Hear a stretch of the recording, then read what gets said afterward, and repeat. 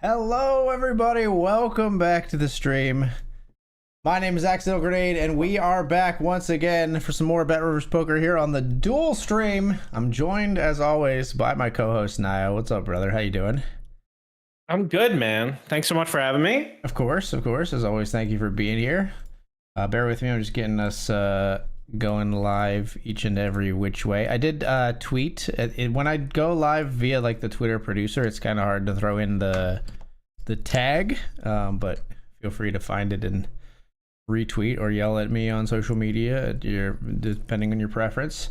Let's get to the action. Now you gotta please stand by. There we go. Let's get into the action. Pocket sixes, we be yamming. Oh, okay. Right into the action. In media res, we join Naigo all in. This is a 1 cent tournament. I'm very prepared to bust it. Okay, never mind. It's fine. I believe in your ability to succeed in a 1 cent tournament.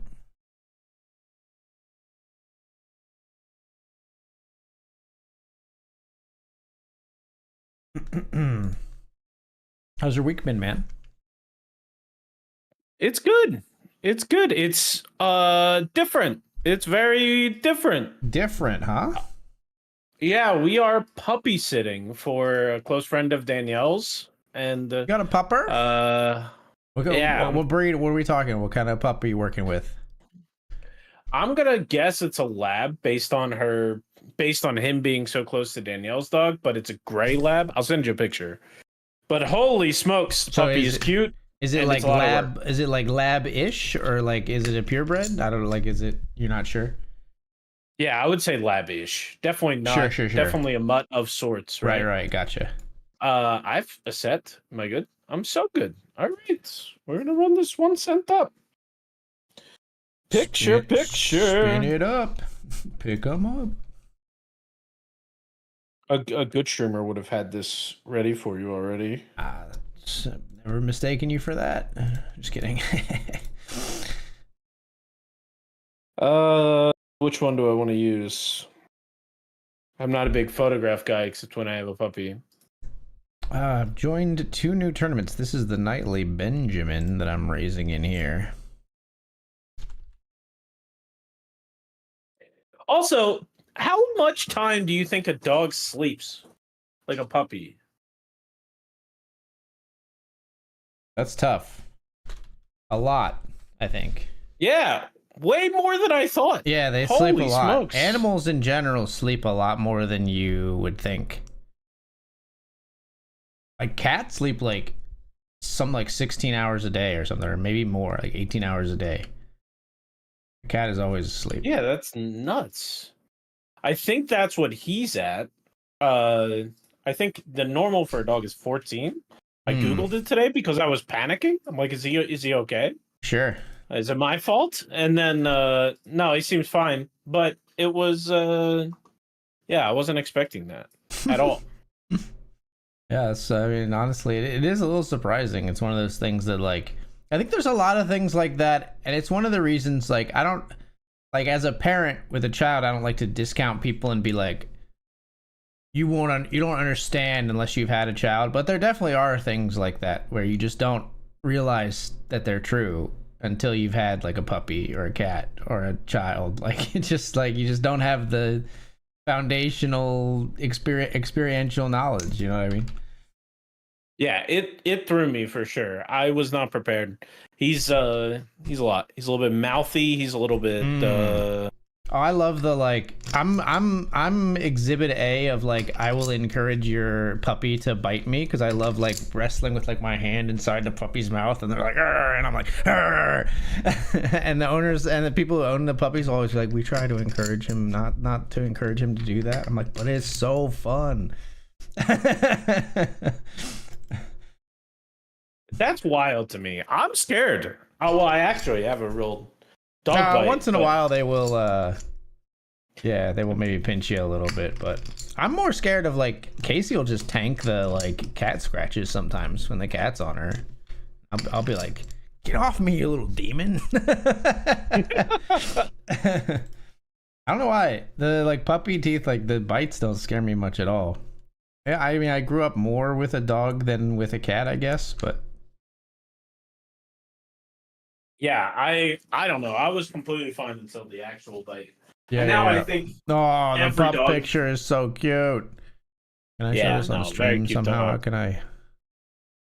Hold on. Yeah, See? you can. Yeah, I know. I think it's fair. What's up, Bobby Schmurda? What's up, Cash for King? What's up, SMF? Hello, hello, everybody. But yeah, so much work. I will. I I will was so pay. surprised. I will pay the pup tax in just a moment, folks. We will see the pupper on the stream. Man of honor. He can four table and show puppy pictures. Wow, it came in very large. Which is ironic because he there is we not. are. There he is. Why can I not? I can't move this picture. It's not like selectable in OBS. You accidentally put it in a folder group that's locked. That's my. No, it's just I That's just how I added always it do as it. an image source. I can move it manually in the transform settings, but I can't like click and drag it for some reason. That's silly. He'll get it there for you. I mean, they see it. It's just huge and in the middle of the screen. Like I can't change Puppy! that. Puppies are sleepy crackheads. If they are awake, they are on one though. Yeah, Yeah, kind dude, of they are accurate. definitely like fucking moving when they're awake. Yeah, sleepy crackheads. I will tell like you, it.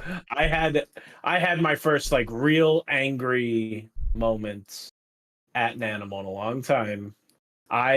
So the dog, he like we got the warning that like as soon as he wakes up, send him outside, right? To the bathroom. Like he doesn't even need a leash, but I put him on a leash every time, but I get him out there first. So he wakes up, I take him out there, and he just sits on the top step, which is concrete, of our outside. And I'm like, okay, we're there for like 8 minutes. All right. I can't get him to move. Who So I'm like, runs do I who? pick him up? Do I do this? Yeah. Like I don't even know. Right. He definitely owns me. Right. There's Yeah. no question. Yeah.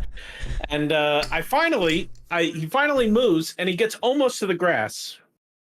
And he still doesn't go into the grass. And I'm like, all right. And I finally get him out of the grass and it takes about 6 minutes, doesn't use the bathroom. Right. And then he starts like a growling argument with the dog next door. Okay. Which like he's been fine up to this point. Sure. And he's way outside of his weight class. So I know Right. nothing's gonna happen. And he's on a leash. But so we do all that. I'm like, all right, better take him in. So I take him in. It's been 22 minutes. We're outside. I'm supposed to be working, right? I now have to make up on the back end. I take him inside. I take the leash off. I throw the ball inside the house. He follows the ball to the front door and pees right on the welcome mat. I am furious. That's a statement right there. I can't believe it. I was so mad. Holy smokes. I've was terrible. I've seen a lot of jokes about this. I don't know if it's evolutionary or what, but it's a very common behavior and extremely frustrating. I will say that our current cat has not done this behavior much, but cats, because they clean themselves and tend to get hairballs, they tend to puke a lot, right? Yeah. And they will cough up like a hairball. And it sounds actually, in my opinion, more disgusting than it is, because actually dog vomit is way worse because it's usually like liquid.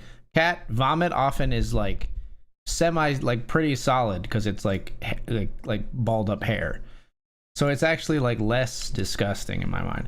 But anyway, the disgusting thing and annoying thing that they do is cats will need to vomit and they will not vomit on like a hardwood floor. They will like intentionally go, I don't know if they prefer puking in like grass or something, but they will intentionally go to like a carpet or a rug to throw up. Oh, that's terrible. And it's so annoying. Awful. Or like jump up onto the bed and you'll hear them start to like hawk in the bed and you're like, no, get out of here. Like, yeah. Well, no, club's not even good. Yikes. I have ace jack with the jacket closed. Gonna have to rebuy the $10. Yeah, that's insane. I'm telling you this, I never get mad, but this one had me a little upset. It's just so much time lost. Yeah. No gain. Brother, I'm going all in the Benjamin. thing. If they flop to set, they got me. But I've got queens here Good luck. in the 3-bet pot.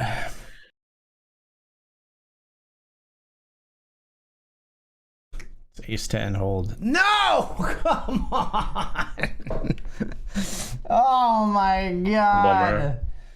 Oh, we'll get back in there. Oh, that's so brutal. There goes $100. I know the vibe. They hit the 6-outer on the river. All right, need me a $20 classic. Brutal. Yikes. I gotta go find your new table. I want to sweat the Benjamin. I am playing a lot of hands against this player. Heading for value in the $20 classic with a flush. We get paid. Hey, now I have a question. My daughter came home from school today saying she wants to go to Drexel. Okay. Question 1, does Drexel have a discount for kids of alums? Not that I know of. I would say no. If so, would you adopt her? I'll send a gift subs as child support. I love that you read those so separately. Like, my mind, I read both of those questions together, but you set it up so perfectly for yourself because it would be better if you had said yes, they have a discount for alums, and then the other one, but... if they do, Taco, we can talk it out, you know? In my experience, the discounts at universities are not usually for alums. Usually it's for, like, faculty, right? Like, children of, like, faculty or, like, people who work the grounds and stuff like that. That's where you get the discounts. Tuition discounts for children of alums, Drexel. You and your immediate family members can save 15 to 30% on your tuition if you decide to enroll in one of our online degree or certificate programs. There you go. That's online. But for 30%, we can make something happen, man. Drexel doesn't need that money. Drexel don't need that money. You can make something That's happen. cool, You though. literally become like her parental guardian. On paper. I'm the grandma that lives in a better school district, you know? That's all I am.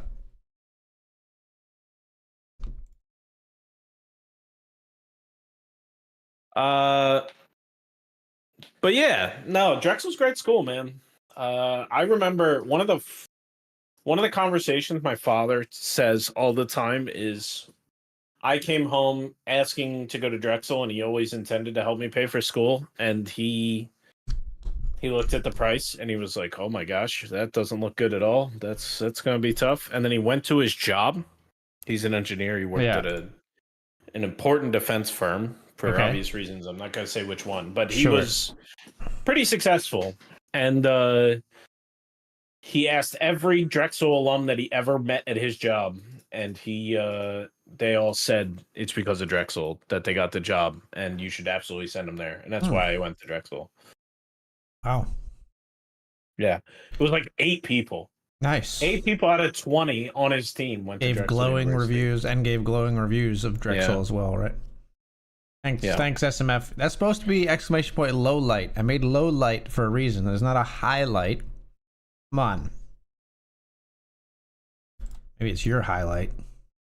I'm gonna overbet. This one's super scary. In the old days, we called this a merge. And I probably never executed it properly, including this time, but that's our merge bet's a mediocre holding. Clickbait YouTube video. Are merge baits real? Merge baits? Experts discuss. Merge bets. Did I say baits? Merge. Yeah. And we got him. Fell for it, chat. I'm a merge mate. Nope. Merge master baits. Oh, man, we've changed you now. I try to see the fact that I can't make a dirty joke work. He can't actually execute it, but he's trying. That just feels like a D's, you know? Like it's gotta be said somewhere. Drexel's discount for parents with employees, but not alums, sadly. Yeah, that's how a lot of them are. Bobby Shmurda got me in the, oh man, they're going to give me right now in the $10 classic. I got 8s running into kings. Got me. How do you know it's Bobby Schmurda? No, I'm saying I was interrupting my own sentence. Bobby Schmurda got me, Oh, or he won the nightly Benjamin the last time I played on BetRivers. And it was nice. I got fourth, and it was a pretty prolonged FT. And I stuck around after I busted in fourth. I was also doing some stuff on my computer, but I stuck around with the table open because I wanted to know who the person on my left was, because it was Schmurda. I knew it was a reg. I was like, this person is pretty competent. I know I'm gonna know who they are when the tournament ends. And then he won it, and I was like, yeah, Schmurda. It checks out. Isn't that a sad day? You know it's coming. He didn't take me out. Another player who was like super aggro at the table took me out. It was blind versus blind. I had like ace five, ran into jacks. And you didn't know the super aggro player? I'm surprised. Did not. I forget their name. It was something strange. But yeah.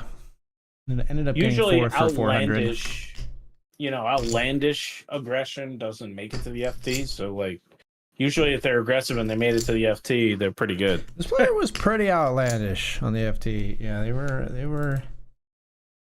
But I don't know. I mean, I don't know that they were completely out of control. They were definitely like, I don't know. It seemed like they were abusing their chip lead and wielding it well, but then it seemed like they also were super aggro once they didn't have chips. So I think they were just aggro.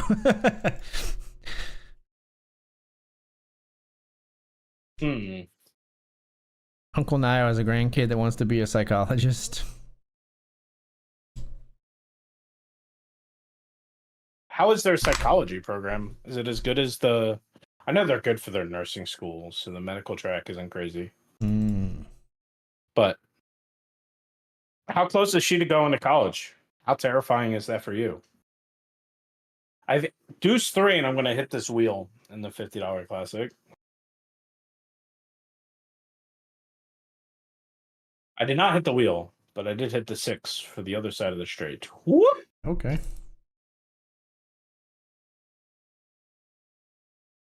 As the third nuts.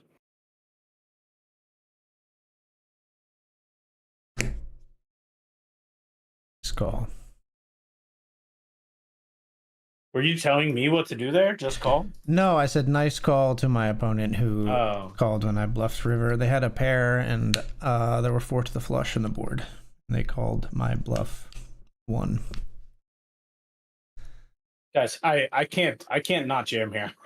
I am too fishy not to. Okay. Yeah, I was gonna say, nice.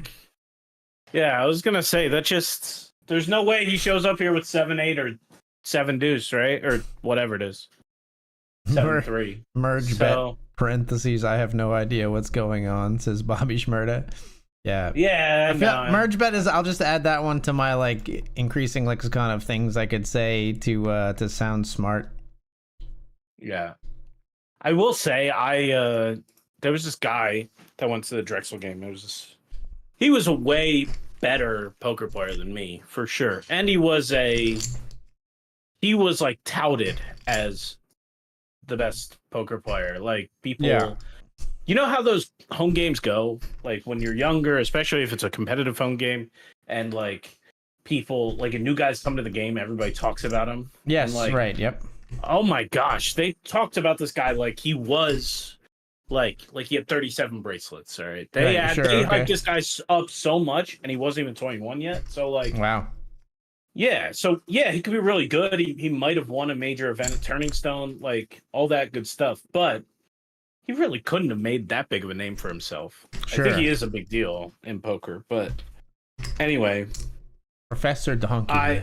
It's a reg for sure. Is it? Okay. Yeah. It was going super hard for sure. Yeah. Oh, go ahead. Sorry, go ahead. But he basically just he knocked me out. Like I only had one buy-in for the night, and he crushed me. And like for 3x starting stacks in this cash game, and then he beat me, and I'm like, this line just doesn't make sense. Like you can't bet this without like the ultra nuts, and I have like top pair. I think I called him with like king jack, and he jams like overbet jams like ace king on king garbage. Yeah. And he's like, it's a merge bit. And everybody just like oohed and awed and acted like I just got owned. And then like I did all this research about how like merge bets really aren't real. Like they aren't a thing. So like that guy is exactly what you're talking about. Yeah, no, Like, that's he what just, I was. I was sort of memeing, but that's what I've heard is that merge bets are not really like. There's not really a. It's not really a thing in like GTO. Like, is what I've heard. Is what I had heard at least. I've never really tried to specifically study them. Danielson, Jesus, or Taters are my votes. I felt like, yeah. I don't know. I don't think Danielson. See, I was gonna say not Jesus. I would say Danielson or Taters. I feel like I've seen be a little bit more abusive than Jesus, but I mean, I'm sure they all can on the FT. They're all good players. Sounds like we're really think it's Taters then. Yeah, that's the Venn diagram overlaps on Taters. Yeah, could be. I've been showing my cards forever. Luckily, I don't think we're at any tables together yet, so it's not burning me. But I have the nuts here, bro. I have King Jack of clubs. That's kind of a bad card. I actually don't have the nuts anymore. 7-5 of clubs and 7-10 of clubs.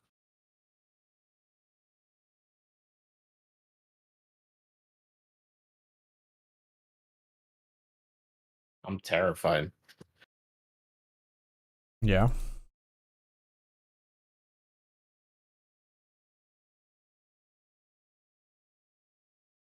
This is so weird. Are you looking at this hand? I am looking at this hand, yeah.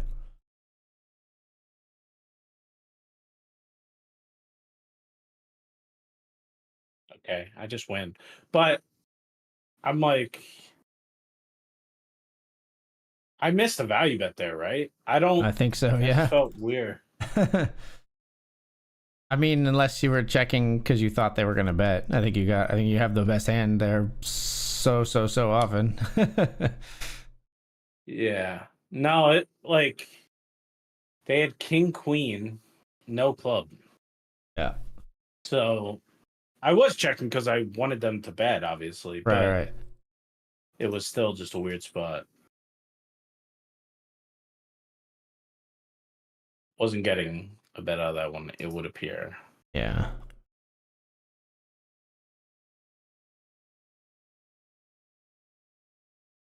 A7 suited flat was the weirdest one I can't explain. I don't remember the hand history. Type in chat. Bobby Schmurda, I love talking poker with you in chat, especially because you generally, when you bring up a hand that's in the same session, you have the most details about it, which is awesome, right? But you do this more than anybody else in chat, is bring up hands from other sessions. Yeah. And I'm telling you, I have no chance. Yeah, no, there's no shot whatsoever. Absolutely no shot for me. I just can't do it. And I mean, good on you. I wish I could, but I mean, if it'd be very helpful to be able to do that for sure. Limp call here with 10-8 suited. Flop top pair versus Noah.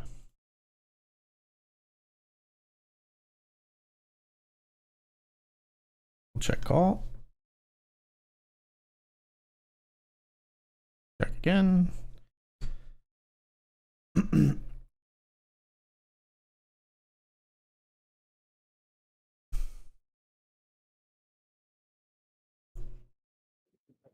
Call again.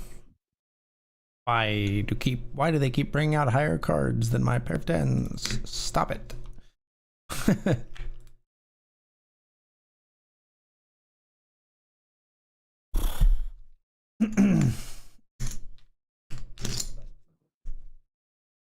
Do let go of the 10-8 on the river. Someone opened a 7 off of 14. They flat. Oh, that's right. That's right. That was crazy. Yeah. So there was a player with 14 big blinds. They opened a 7, and then they had Ace-7 spade. This aggro player, right? And the board came King Queen X heart, and they jammed. They're like put their player all in for the remaining 7 big blinds with Ace-7 of spades on a monotone all heart board. No, and what were the values? King Queen X? It was King Queen X all hearts on the board, okay? So the pre-flop a player had 14 big blinds, opened half their stack. This player flatted a7, spade. That part is fine. I mean, I don't know why not just jam pre or whatever, but they flat. I think that's fine. But then they bombed it on king queen x heart. Yeah. Like led into the preflop razor all in. That kind of makes sense to me. Really? Like a lead? Yeah. I just don't think you ever get a fold out of it. Maybe if they have a hand exactly like yours, they have like something club. They have like you're definitely trying to ace 10 I definitely don't club think you're or something. trying to get called. Right. I think you're trying to get folds. It's just a weird one. Yeah. Yeah. It was very strange. I think you should jam pre. Depends on if there's anybody behind him. I can't remember. He was either small or big blind. Sixes or ace jack. I think. He makes it straight. Yeah. GG in the 1 cent. I made $1. Nice. Reroll. Congrats on the $1 ticket. She's a junior in high school. I guess they have the program she likes. As a guy with a college degree that also views college as a bit of a scam, I will say it's a bit of a weird time trying to guide my kids on college related things. Isn't it weird how we grew up thinking like college was mandatory to have success in life, and now I'm in the same boat as you where I'm like, a lot of colleges are kind of a scam. No, I agree with that, but like I don't see an avenue. Like, how do you act on that information if there isn't a clear trade-based system that accommodates the occupation you want to have? Yeah, right? I mean, I think you have to. I think it's more about opening your mind to say that college is not mandatory, and if I start to succeed and gain traction in the industry where I want to succeed, maybe just go with that and then go to college if you feel like you need to. You know what I mean? Like, there's not a trade. Sure, there's not a trade up to programmers, but you could start as an intern at a programming place or doing like office administrative work at a place that does cool programming, and then maybe start to learn from the programmers and work your way up to that kind of job. You know what I mean? Yeah. No, I definitely think there's value in like finding a forum, Discord, sure, Reddit, Twitter, I don't know, in the field you're interested in. Right, and ask just like, building hey, your portfolio as a hobbyist field? And stuff like that too. You know what I mean? Like, yeah, but if you're going into psychology, how do you recommend anybody do anything but college if they want to be a psychologist? It's fair.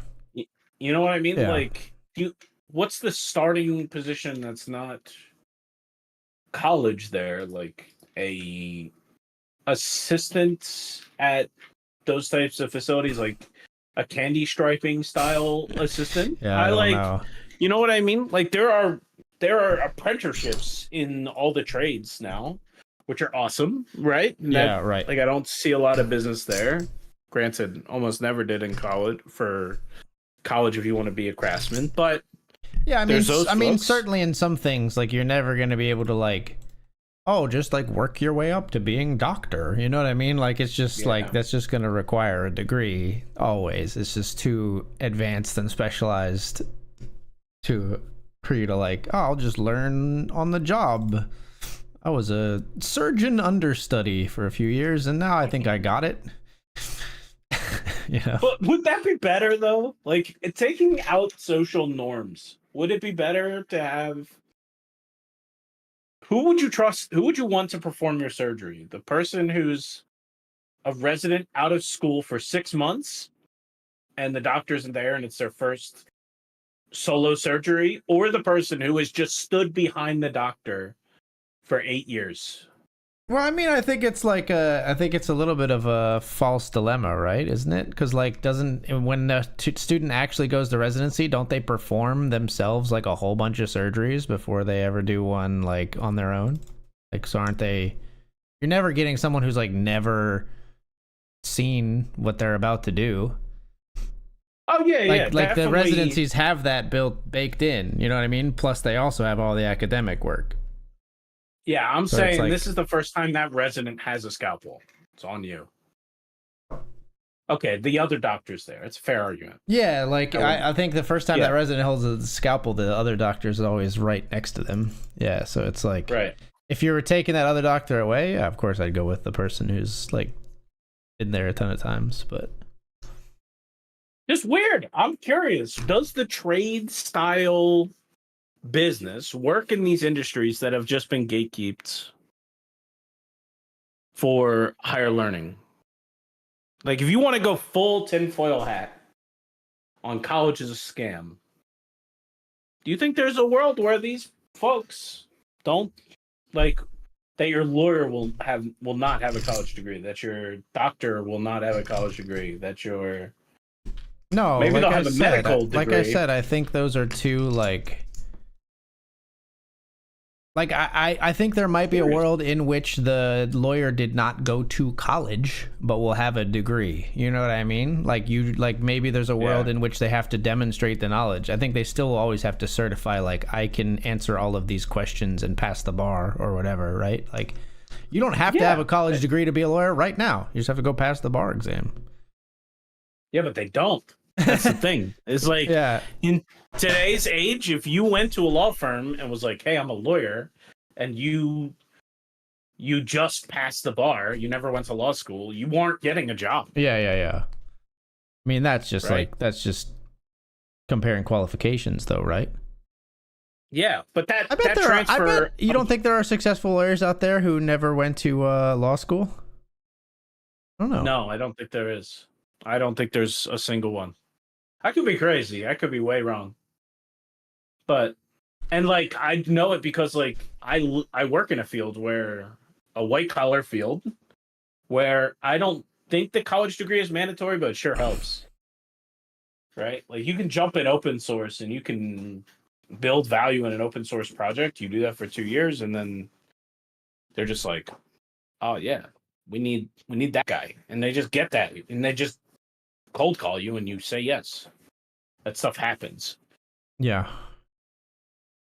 Because it's so obvious of your skills and you can't ruin somebody's life if you can, but it's a lot harder to ruin somebody's life with your situation. Right.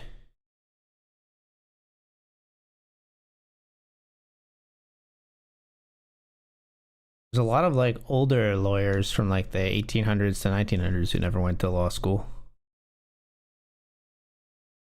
Was there a law school? Yeah, I think there were law schools back then. I had Seven's full chat. AG, please let me know when you are sitting at my table because I am just sharing the cards open right now.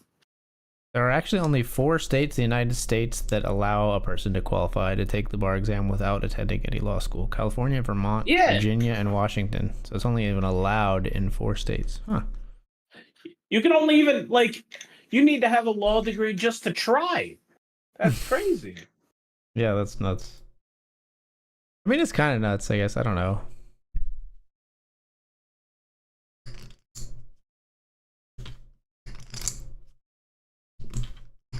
Just had to do to my Rivers $20 table open plus call my 3-bet jam with Queen Jack off. I love this site for like 26 big blinds effective. They do love the face cards. Hope you got the dub. I don't know if they'd be saying I love this site with a lull if he didn't get the dub. I think he got the dub. I'm not good at context clues. Right now I'm trying to discuss with her the difference between a bachelor's and a PhD. In a lot of cases, a state school is just fine for an undergrad degree and then go for a PhD later at a more named school.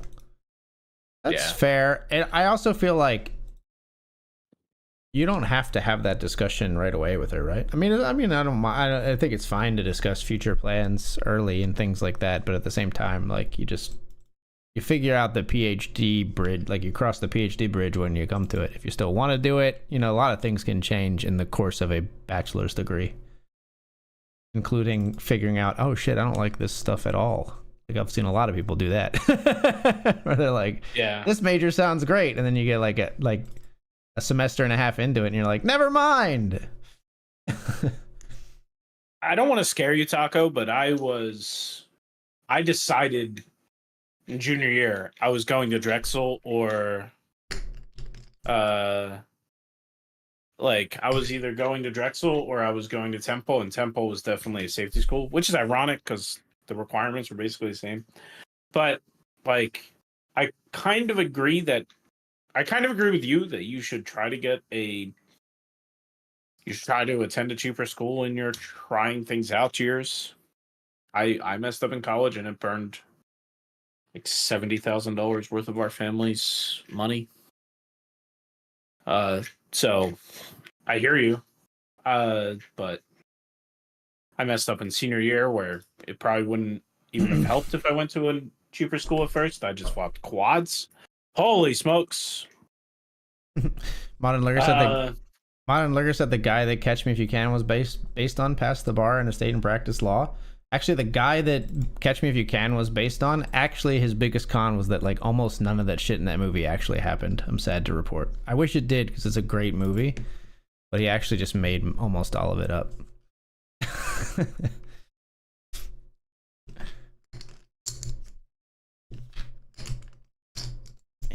I think that guy was busted for like some minor like check cashing fraud, and then he used his like minor and then he did like help then the FBI like catch people who were doing check fraud, but then he used his like minor notoriety to like sell Hollywood this completely fake drummed up story that he did all this other stuff. Not true.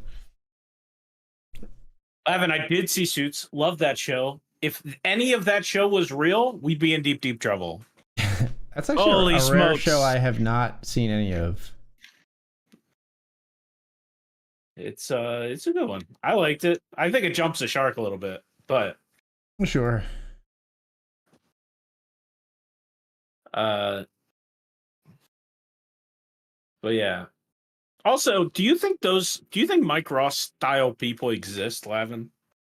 Like, think there's anybody like I understand photographic memory and those people are dope. I get it. But like to the degree where you can go up to somebody and say, the contract I read wasn't 100 pages, it was 103 pages, and on 47 this happened, on 71 this happened, and I can tell you all of those things, but I can't tell you that. Like that line from the movie or from the show is crazy sauce, right? Crazy sauce. I'm all in the $50 classic. Okay, I got snap called by 2 pair, and we're going to be rebuying that one as well. I had the straight draw and the flush draw, but we did not hit the river. Might be at your table now. I'm not sure.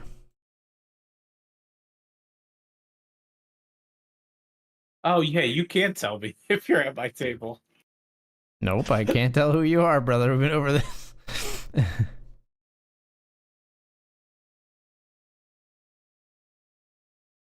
I am confirmed at your table, yes.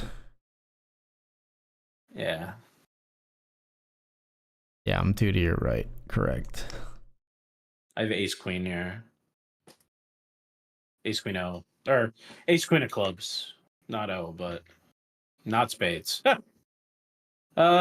Yeah, I wave the white flag. Enjoy my chips. It's funny. Every time AG shows up, my stack goes down.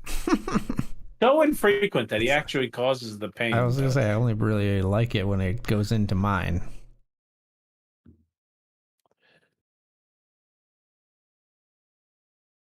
So wait, he didn't even pass the bar exam, the Catch Me If You Can I don't guy? think really much of any of that stuff happened. Oh, that's frustrating. Did he really like The Flash and name his aliases after Barry Allen and such? I have no idea on that one, brother. Why? Very similar show. No, good. Nice. Very similar show to Catch Me If You Can, TV show rather than movie. White Collar, and it's... Oh, I do like that show. I think I watched almost all of that show. I don't know if I ever finished it, but it's a great show. I watched a long time ago, and I got Danielle to watch it with me, and we're enjoying it. White Collar's White Collar's a show about a charismatic, like master thief. He's like an art thief, and he's very charismatic and suave and sly. And then he gets busted kind of early on, and this is not really a spoiler, by this like really tight-laced, first episode. really tight-laced, like all business by the book FBI agent guy. And so the show is a lot of like the contrast between like their two personality styles, and so he ends up being like basically like a informant or helping the FBI guy like catch people like himself. Yeah. No, it's all fake, lame. Yeah, it's pretty lame.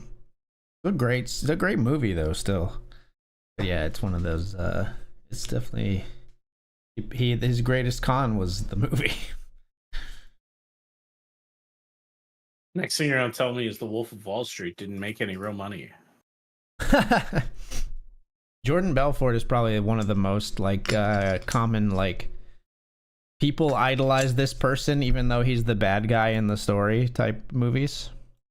Like there's so many people that are like, yeah, Jordan Belfort had it all figured out, man. You're like, no, he's the villain. He's a terrible dude.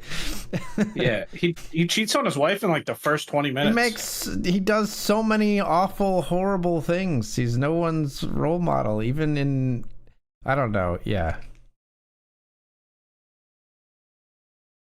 I have me ace 4 of spades. So the nut flush draw and the gutter. I'm going to just jam.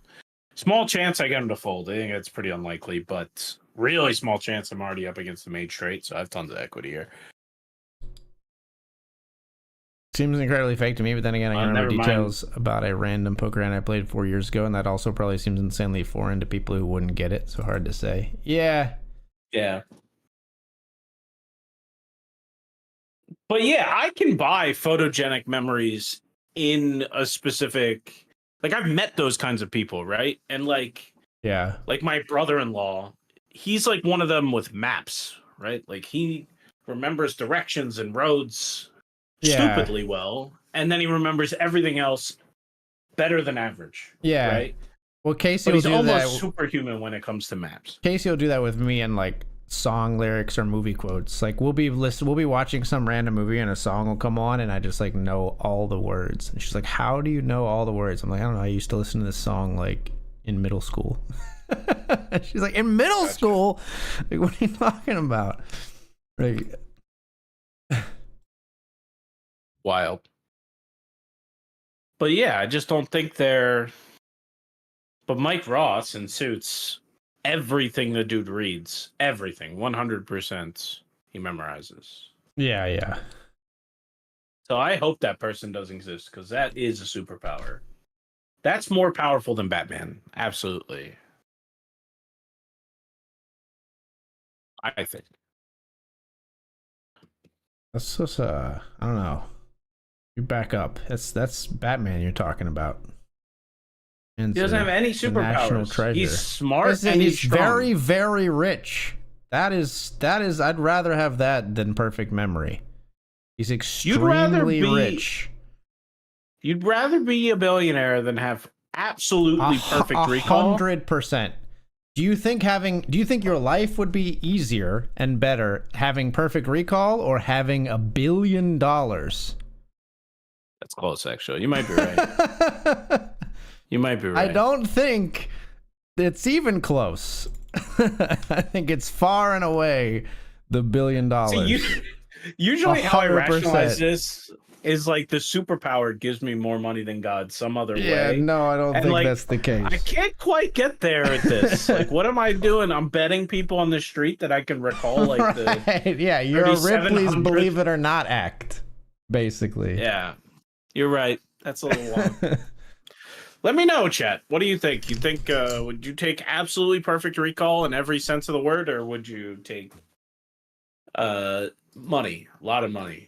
I mean, I think there's a number you could decrease it down to where I'd probably take absolutely perfect recall. I don't know, maybe over $1 million, over a few $1 million. But if you're talking about being like one of the richest people on the planet, I gotta say the money.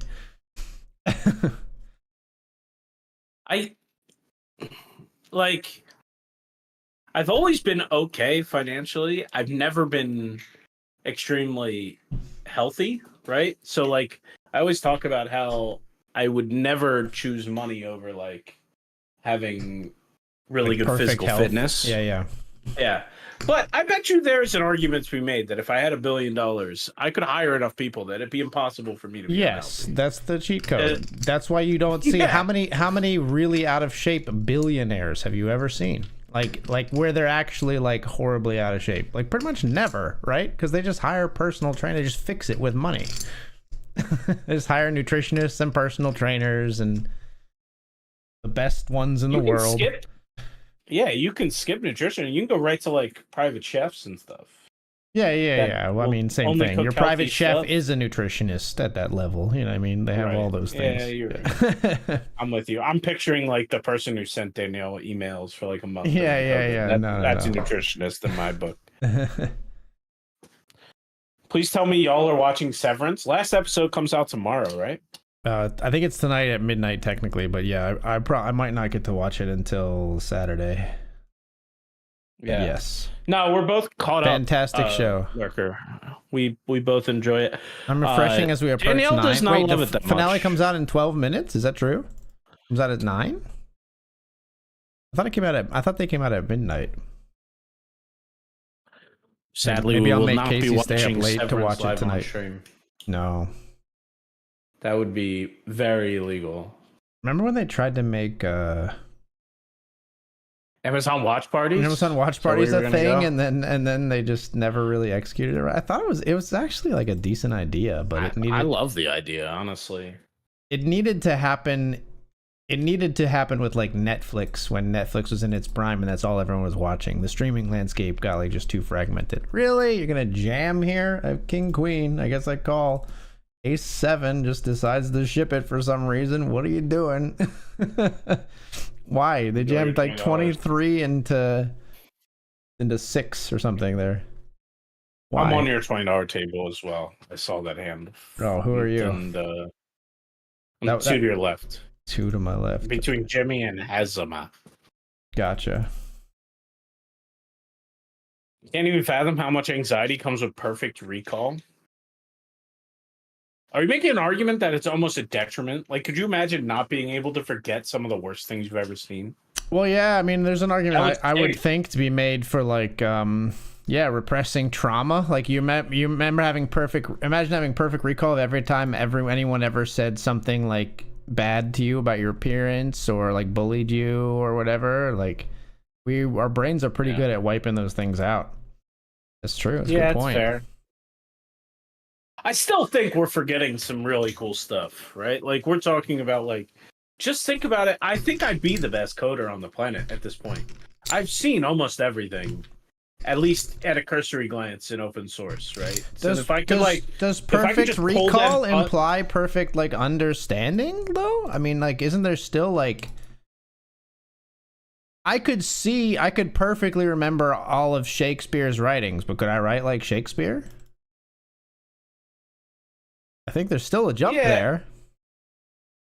I'm hoping. Yeah, you're right. I think there is a bigger jump there, but I don't think coding's that jump a little is different. as wild. Yeah, in coding or in any technical application. Sure.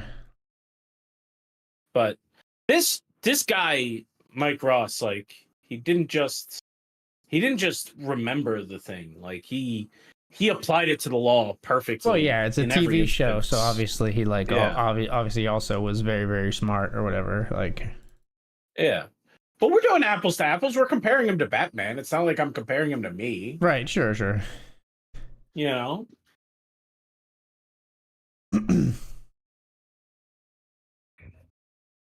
They really didn't. I'll tell you, Mike Lavin, they did not touch on that during the show. They didn't. They never brought up the arc of like how Mike Ross can't forget the day his grandmother died. Right? Yeah. That's actually they left that part out. It's actually an interesting aspect of in the comic books, in the X-Men comic books, Wolverine. Part of the one, like a common explanation of why Wolverine's like memory is so messed up is sometimes it's that the government like wiped his memory, but also his healing factor. Part of his healing factor is when really traumatic shit happens to him, it like completely gets wiped out of his brain, and he's had so much messed up Oh. stuff happen to his life that it's like a drawback of his healing factor that like it's like just erased. Yeah, that never thought about it either. Comic books do go into some wild stuff. Oh yeah, man, I love when they get weird with it. It's fun.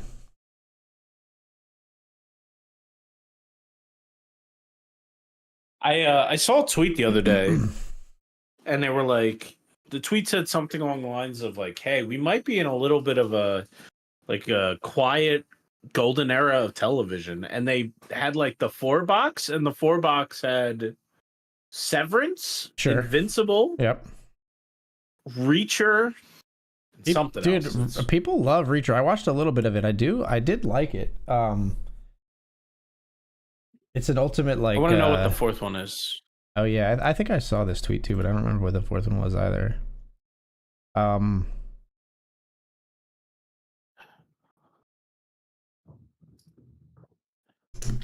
I did see a headline that said that Apple TV is losing, or Apple is losing like lost $1 billion this year on $1 billion Severance. a year. Yeah. Yeah. Or not on Severance, sorry, Yeah. on Apple TV overall. Yeah. No, Severance is the one thing that's keeping them afloat, I think. Yeah. Making it so it's not 5 billion. I wonder if it's like if Apple just understandably sees like Apple TV as like a loss leader to get people in their ecosystem. Like I saw people talking about it online, and they were talking about the fact that obviously Apple's not stupid, and they could have seen that they were going to take a loss on the streaming service, and they do have like the biggest war chest of cash out of any company in the world. So if anybody can just tank the loss for a little bit in order to, you know, gain traction in an important niche, it's definitely Apple. They can just eat $1 billion is like just nothing out of the like 60 billion that they have in just like cash on hand. Yeah. I think there's something to be said when you get that big that like there's a reputational hit that's more valuable when you cancel something. Like Google is super the super company, right? Alphabet and Google Right. have this terrible connotation of like giving up on their services. Like Right. Google service will only last 2 years, like an app or whatever. So like other than the majors that have stuck around, and I think they like not having that stigma, right? So like I think they will take a loss and like give it a 5-year off ramp, sunsetting Apple TV if they have to, just to not be the Google killing, you know, Android Pay. They're like on their sixth one. It's like Android Pay, Android Wallet, Google Pay. There's like they've done 6 different iterations of contactless payment, and until Apple did it right, it never stuck. Right. Because people weren't sure that Google was going to keep it long enough, and they didn't. Like, so they never put it in the infrastructure, right? So I think they're just trying to keep that stuff safe. Sure. That image, I guess.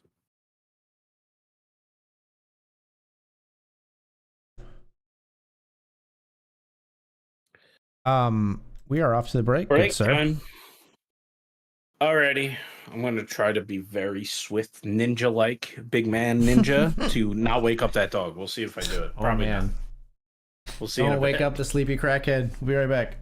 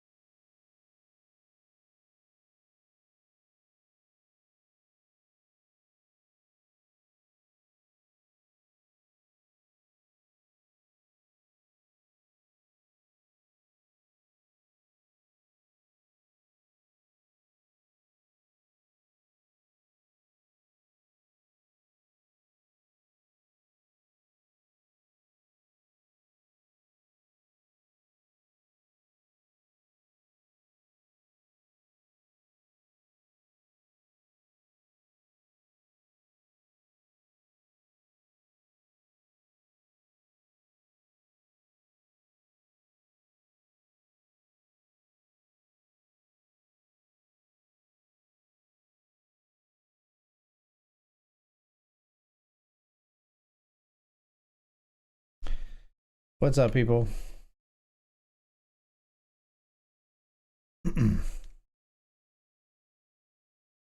We are back. Jumping back into some tournaments here.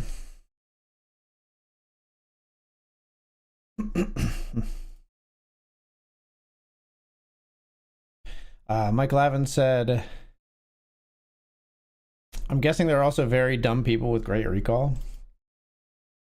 It's interesting because intelligence is such a multifaceted thing, right? Where I feel like, I think about how I want to say this. Like, if you have perfect pitch, I feel like people with perfect pitch are usually great at music, right? Because they can just employ that, and even if they can't sing, they could at least like play an instrument really well. And then if you have like perfect people who can like perfectly see like things visually in their mind, are usually just innately like fantastic artists. They can just figure out how to manipulate some kind of medium to put those things on paper. But like intelligence is so like, there's so many dimensions to intelligence beyond just like being able to memorize things or being able to do mental math or being able to like put words together well. Like you have to kind of have like a little bit of all of it. I don't know. I definitely think if you have perfect recall, you can choose to look intelligent. Like you'll just Well, quote yeah, you'll be at least have the party obscure trick every now and book. then for sure. Yeah, I mean, yeah. Yeah. even if you can't like infer anything. Yeah.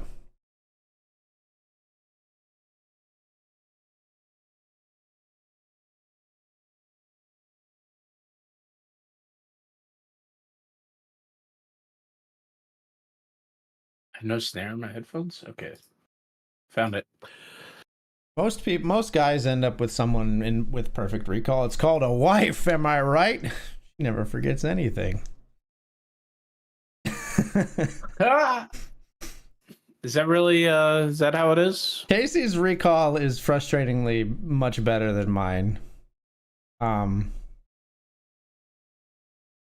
learned to not really try to own her in terms of like, oh, I definitely said this because she always has the receipts. You definitely did this. I've been wrong too many times. These battle scars. I had a flush draw and a gutter there. I had ace jack of clubs.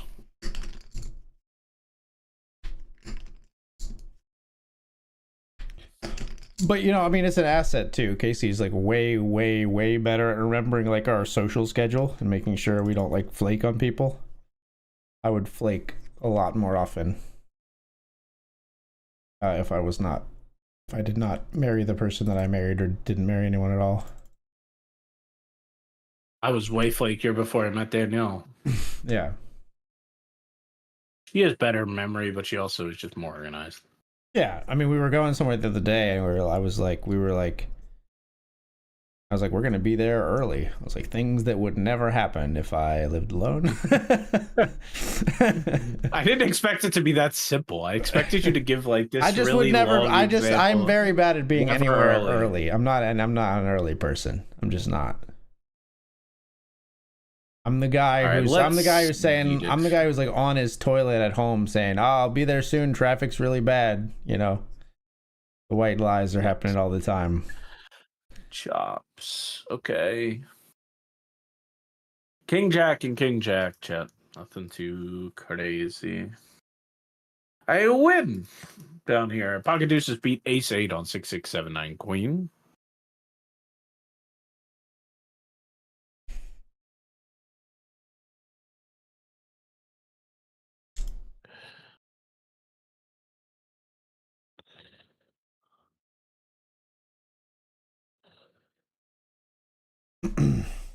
I have ace queen here, chat, against Rhea.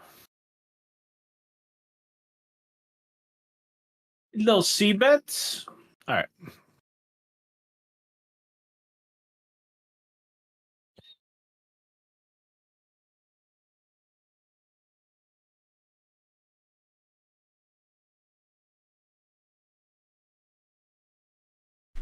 think I want to play this $5 PLO Rush. I have a $5 ticket, so Nice. Good luck. Good luck. Thank you. Smoke them while you got them. Little PLO, it feels more real on Phil Galfon's website.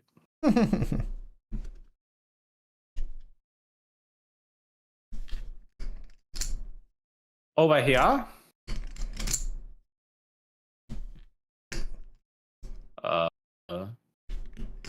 Let's run it. This guy's got like 40% 3-bets. All right, it's 10 jack. We're ahead.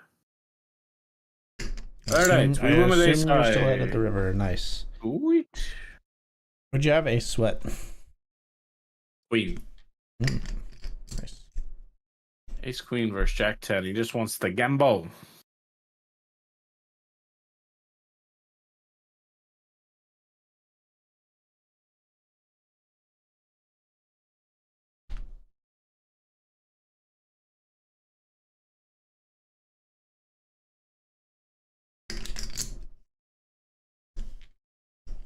We'll 3-bet here. We'll bet here. This is a very good flop for us, folks. We have ace 9 of diamonds on an ace 7 8 2 diamonds. That card gives us a straight draw. This is the card though. All right, let's run this. Ace queen over here against sevens to flip. We flop not flipping anymore. Wow. Yeah, we flop Broadway. Very nice. This card breaks my brain. All right, it's the jack of spades. Brings the other flush draw in. I'm like, I have a plan that I was going to check back if we don't improve. And then this is like we improve just enough to think we have like it's like a fake improvement. Right. So now I'm betting when my plan was originally to just check. And now this happens. And I'm terrified. All right, we'll check back. Good luck, us. Please be good. We are good. Very nice.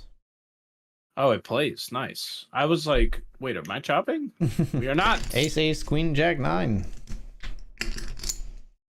It plays.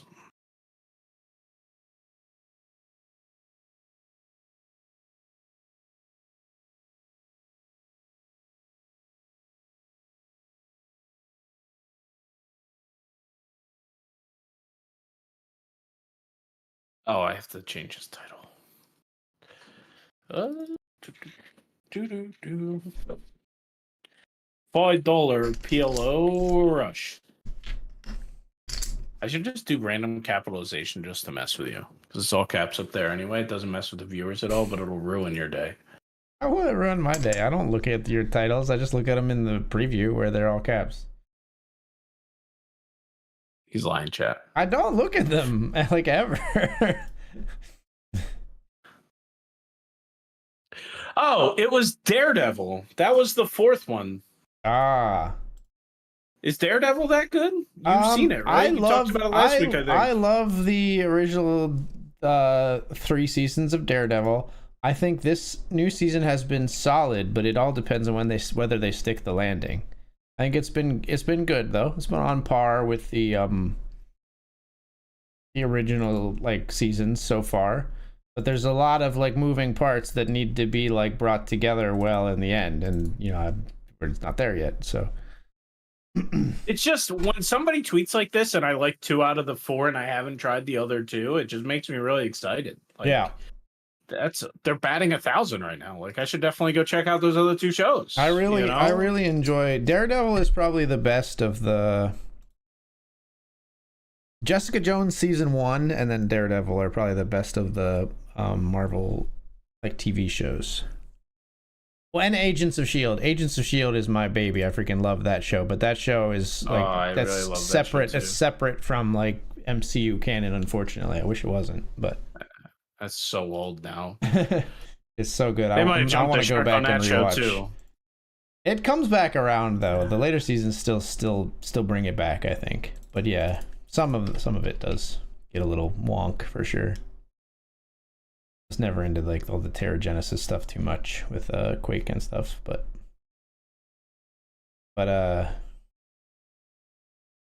I'm thinking about like when they go into like this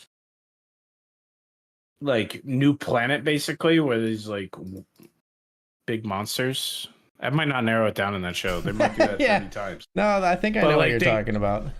they go through a big rock and they end up with different big rocks. And they're on like an alternate universe. It's just all gray planet. That show starts on like a New York street with a person who can't control their powers. It's like such humble beginnings. Right.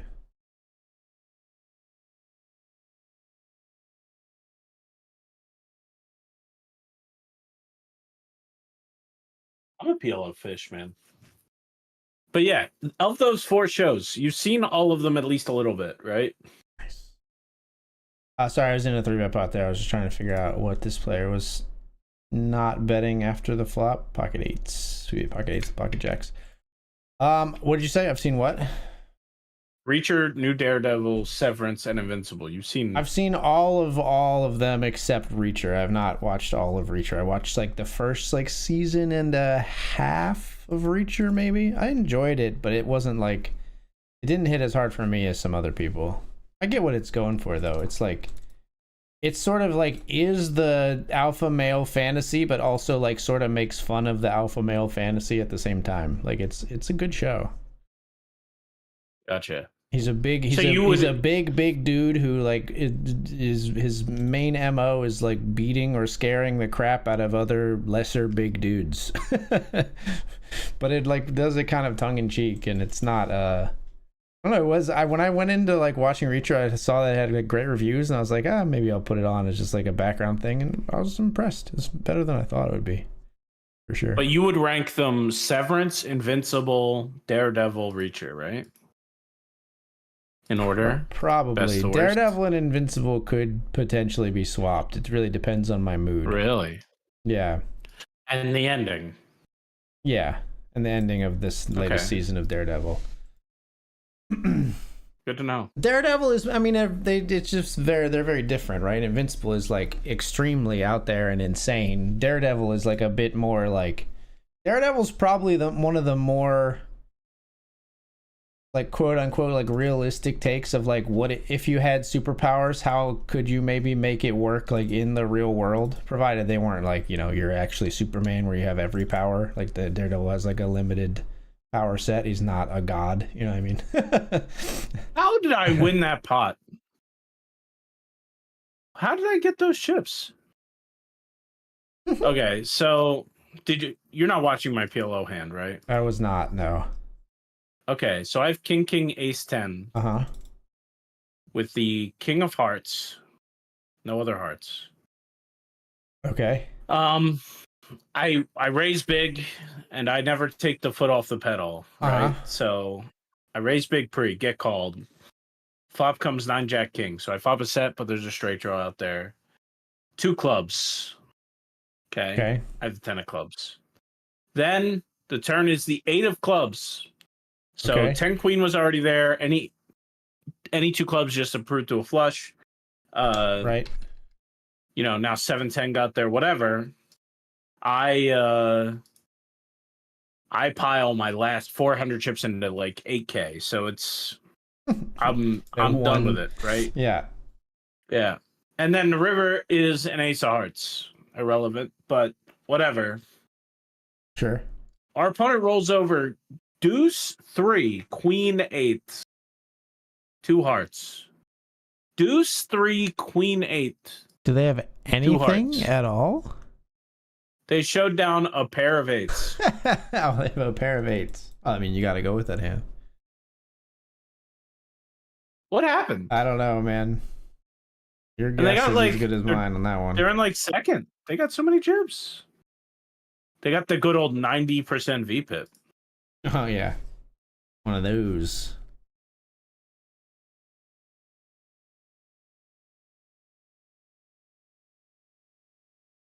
That was weird. I've rarely ever tag a player on this site. I'm like, if they don't persist across tournaments, they're not that valuable to me. But right. That one was a little wild.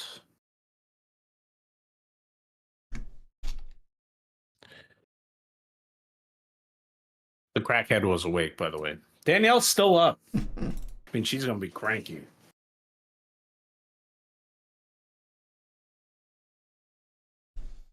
He was all right though.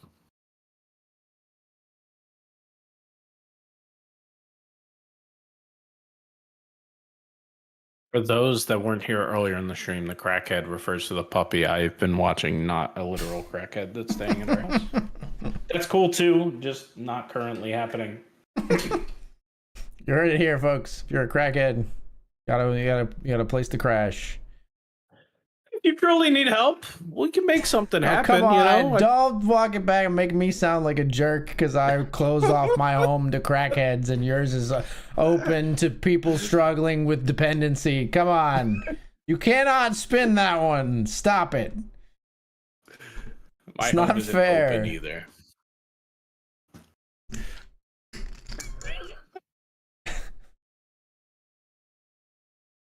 I definitely did not give Daredevil enough time.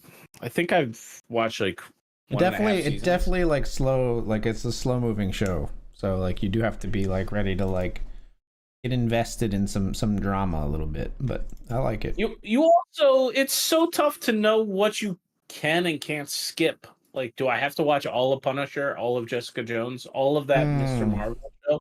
I don't know what that guy's name is. You should watch Punisher because Punisher is good. You do not have to watch all of Jessica Jones. Never watch Iron Fist. It's bad. That's where I stopped. Iron Fist is bad. Like Luke Cage is good, but I think Luke Cage hits a lot harder and is more moving for people of color, like than it was for me, because I think it resonates with those communities a lot. But I did still think it was good. Jessica Jones was good, but sort of like diminishing returns. Season 1 of Jessica Jones is fantastic. Really good. Gotcha. Season 1 of Jessica Jones has like one of the more compelling villains. It's David Tennant, best known as playing like Doctor Who for some of the more popular seasons of that show. He plays the Purple Man, who is a villain who controls people's minds to like an extreme degree. And he does some twisted things to people. Interesting. Isn't the Purple Man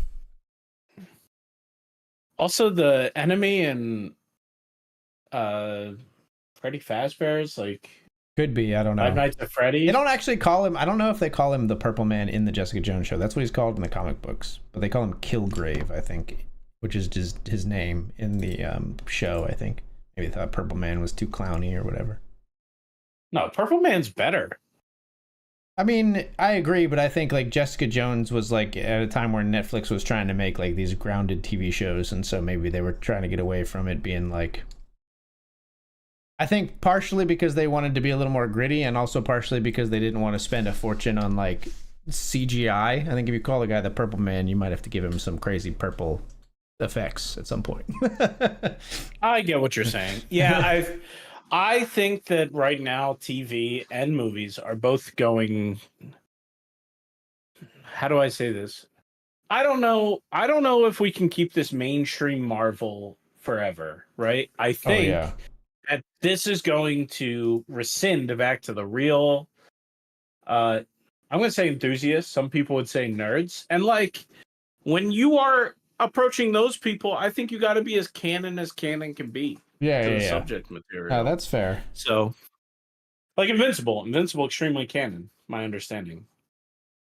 Right, I've never seen. No, it has. It's been very faithful to the. It's been very faithful to the comic books. Yeah, I mean, to the point where I've seen multiple like, here's the TV show versus the comic, like photo by photo breakdowns on Twitter and stuff like that.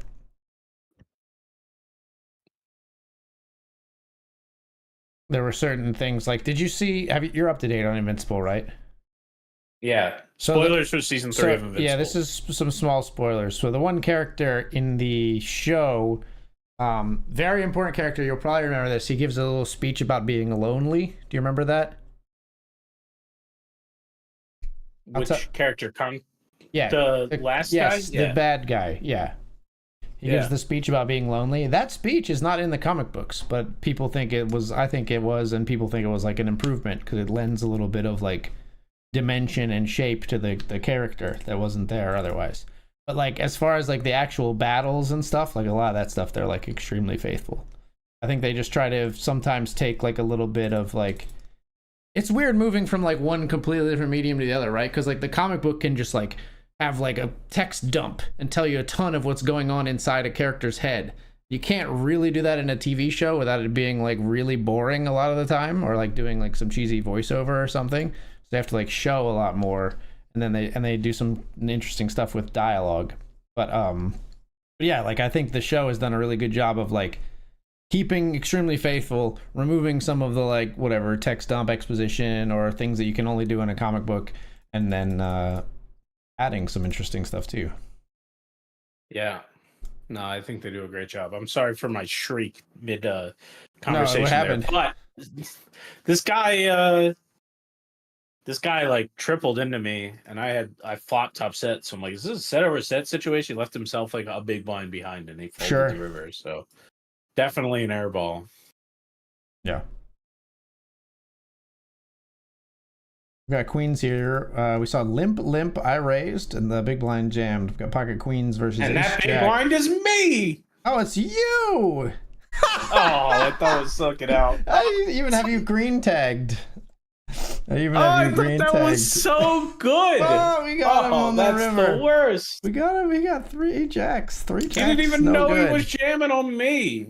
Who I four didn't and a half jam. X's I didn't queens there? jam. You jammed into my queens, sir. There Yeah, were I 2 know. limpers, so I squeezed over the limpers. I think 4.5 is perfectly reasonable. I didn't open to 4.5. You go 4 if you got a good hand, and 4.5 you want to steal it. Or 4.5 if you want the big blind fish to think you want to steal it.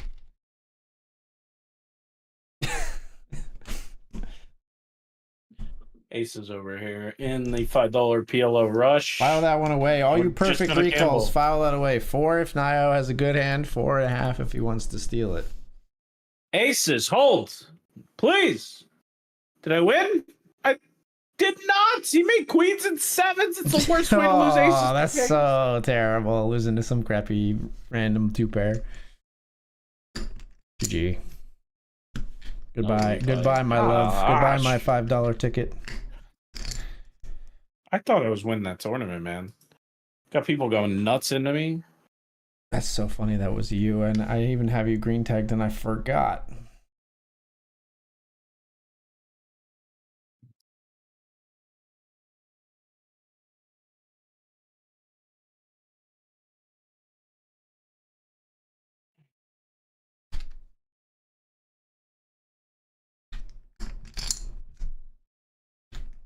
Thanks. I rebought the 20, by the way. We're not on the same table anymore.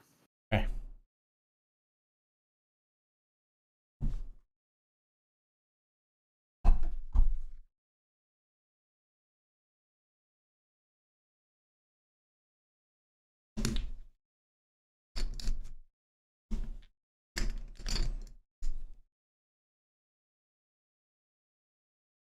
All right.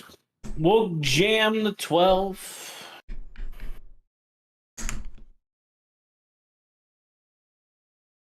$12.25. Oh, I'll just get rejammed. Pineapples. Pineapples. Excuse me? Deuces versus ace queen. We are dead. Okay. GG. I'm not gonna rebuy again. Never heard that bit by Kevin Hart. Nope. Can't say that. Talking about he's talking about a safe word that he has with his significant other. And it's because they wanted to experiment for a little bit, but then he just starts using it in normal conversation. Like she says something slightly rude, and he's like, "Wait, pineapples? He's What? using What his did you just safe say word to me?" in like a slightly escalated argument. Okay, I get it. Yeah, no. I get the bit. But It's fun. the safe word he uses is pineapples. And Yeah. It's now been ingrained in my head as like, this is unacceptable. Pineapples. Let's talk about it.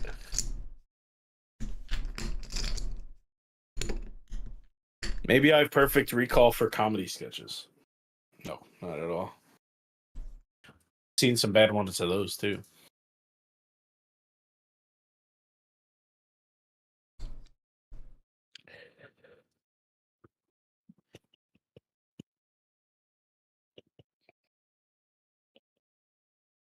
Excuse me.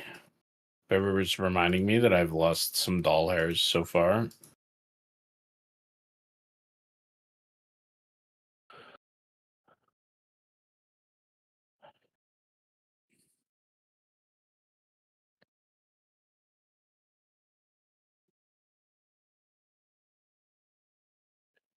How's the poker been treating you this week, man? I haven't gotten to check out much of your streams. A couple profitable sessions to the tune of like $200 to $300 profit. I think the last like 3 sessions were like in there, so been doing all right. That sounds great.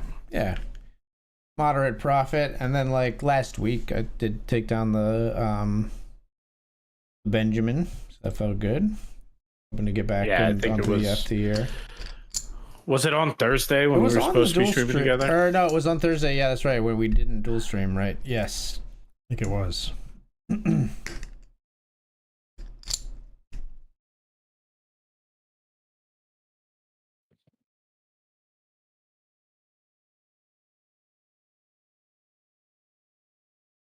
Yeah, and like that was 2 streams in a row. I think on that Thursday I won the Benjamin, and then the next stream I won the.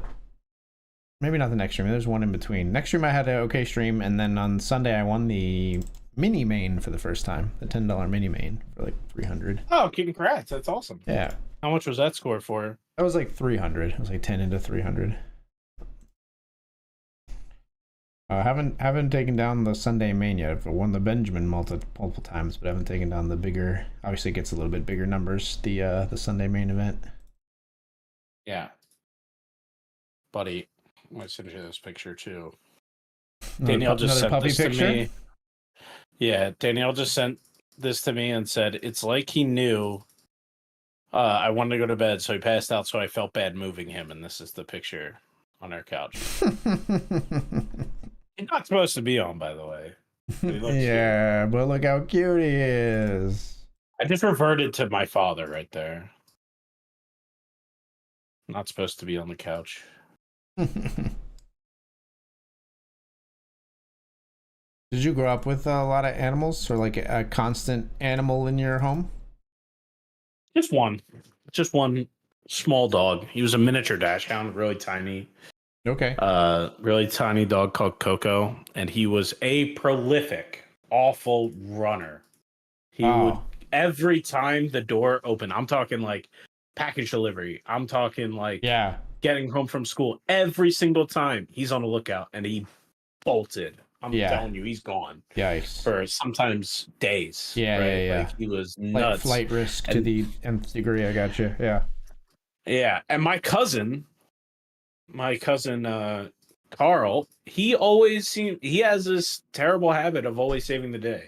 Like he's the one who found me when I got lost in Mexico. He's the one who came and got me when I beat a jet ski, and he's come home with Coco more than any other person, including me, who like I would leave and go looking for him immediately, and he would just end up like.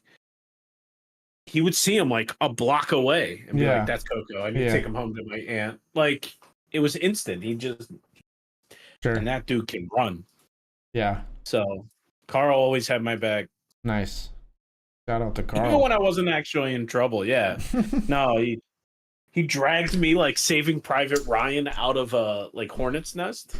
I tripped over a hornet's nest when we were playing soccer at a family party, and I was 10 and he was maybe 13. Yikes. And he like grabbed me and pulled me out like I'm telling you, like Saving Private Ryan style. That's funny. My mom gave me $20 to go to the arcade, and I had a cell phone, and I'm playing like the racing game, and the sounds are in my headphones, like right up here. Sure. And I'm doing really well. So when you won, you got like a free race. So I was playing for like hours at this point, and I looked down and I have 37 missed calls, and Carl just taps me on my shoulder. He was like, "Hey, everybody's looking for you. You have to come home." I'm like, oh my gosh, he's just always there.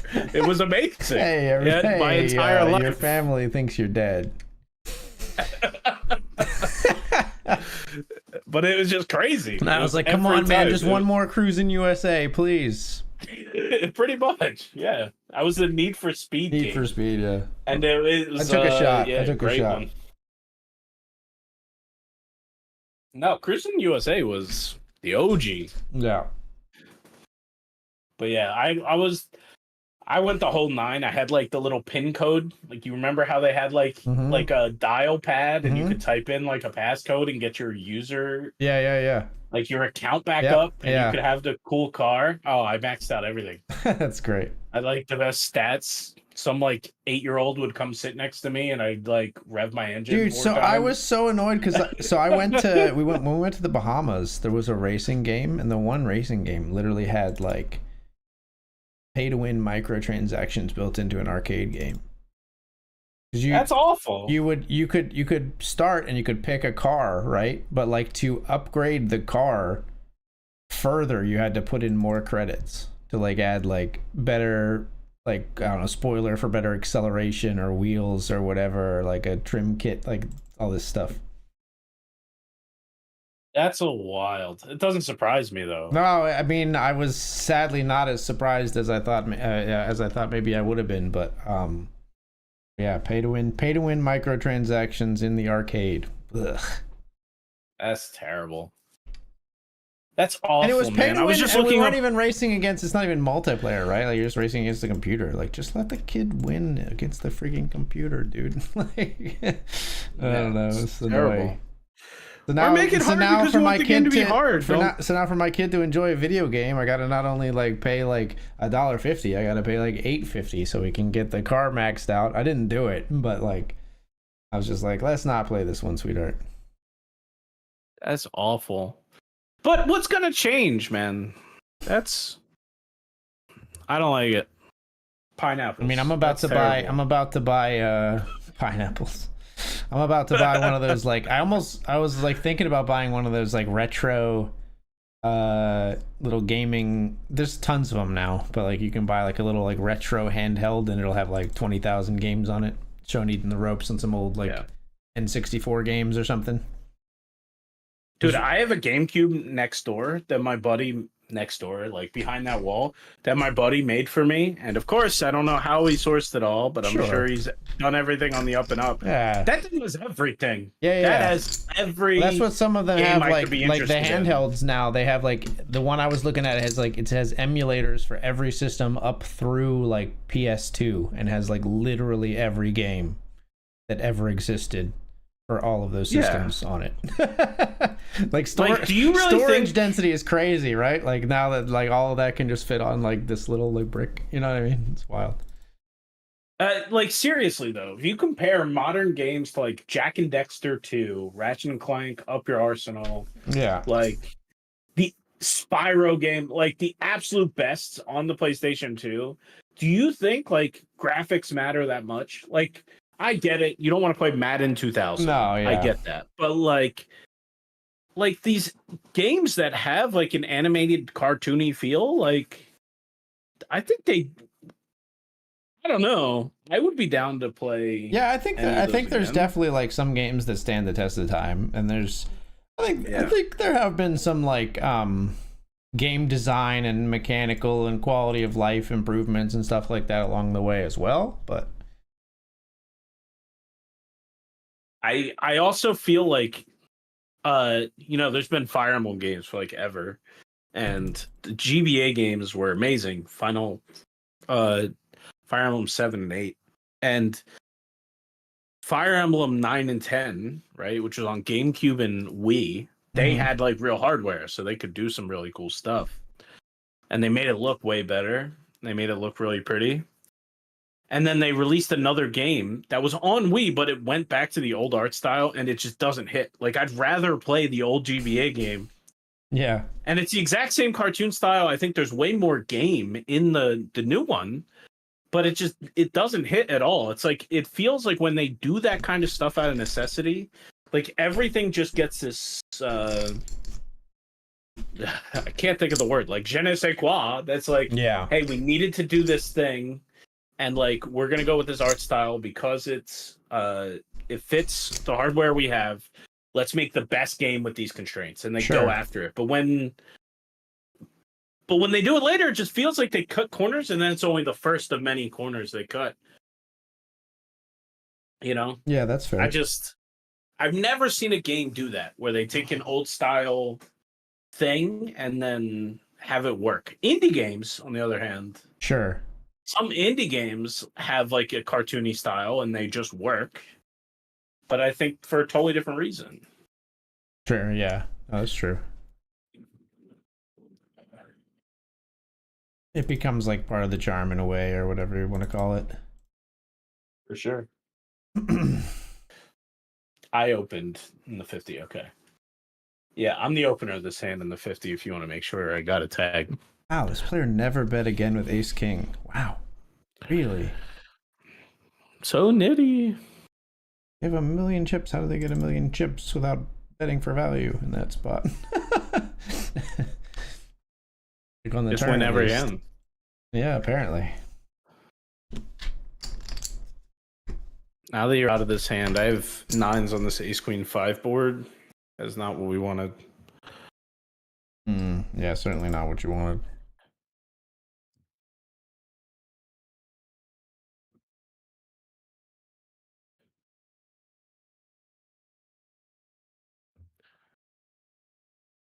Oh, I hate that river. Like a king jack here is sometimes frisky, you know, and trying to see the river cheap, and now they just got there with this. Right. Excuse me? 5-8, you got him. 5-8. Nice.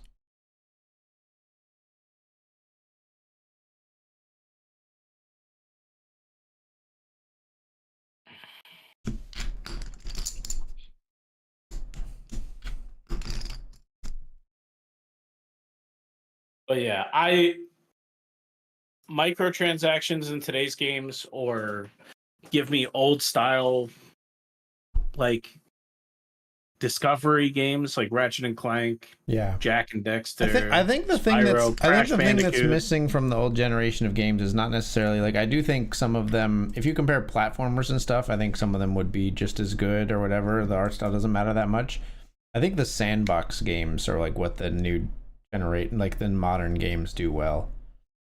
And then you have the fact that like you can't really go back, and if you want to have like a fun multiplayer experience, the retro consoles are never going to really be able to do that, right? Like they can't. That's like, a great argument. Have servers and get people playing with each other, right? Not without, I mean, you can do 90% like of the time. Yeah, like some things you can pull it off. Like you can have a Minecraft server and just have a few people on it or whatever on almost any platform or whatever, right? But like the true multiplayer like experiences can't happen. Project M was a great success, right, for the Smash Brothers community. Yeah, but Nintendo hates it, and there's a whole bunch of problems there. Right. But you said the sandbox games are what the new generation is good at. I'll agree with you for sure, right? But the truly loved sandbox games, I don't think they're not getting old either. Minecraft is still just as hot as it used to be. No, for sure, yeah. Roblox. It's also a common target for indie developers, and I think some indie developers made some great ones. Yeah, for sure. I mean, you got stuff like Terraria, which is like Stardew Valley. Yeah. So we don't need microtransactions. All this, please. Some guy at 2K, that's the one that's going to hit me in the heart right now. Some guy at 2K, please hear my plea. We don't need microtransactions. This guy made an argument that XCOM 3 will suck because 2K has gone so far down the microtransaction route. There will never be another good XCOM. I think there's definitely like, I used to love, and I've told this story before on stream, I think the best sports game I've ever played were the early like 2K11 and 2K12 NBA games. They were fantastic games. Really great sports simulation type games, and you would like, it really made you feel like you started out as like an NBA player coming off the bench. You'd literally only play like 6 minutes or less in like the game, and so it was really like pressure filled, but they were really great. They'd give you points for like filling your lane correctly, or like even if you missed a shot, you get points because it was good shot selection and stuff like that. They had all these really awesome mechanics, and then 2K progressively over the years just added more and more microtransaction bullshit to the game, and just gutted it like a fish. It was just just completely ruined. Very sad. Yeah, I don't know.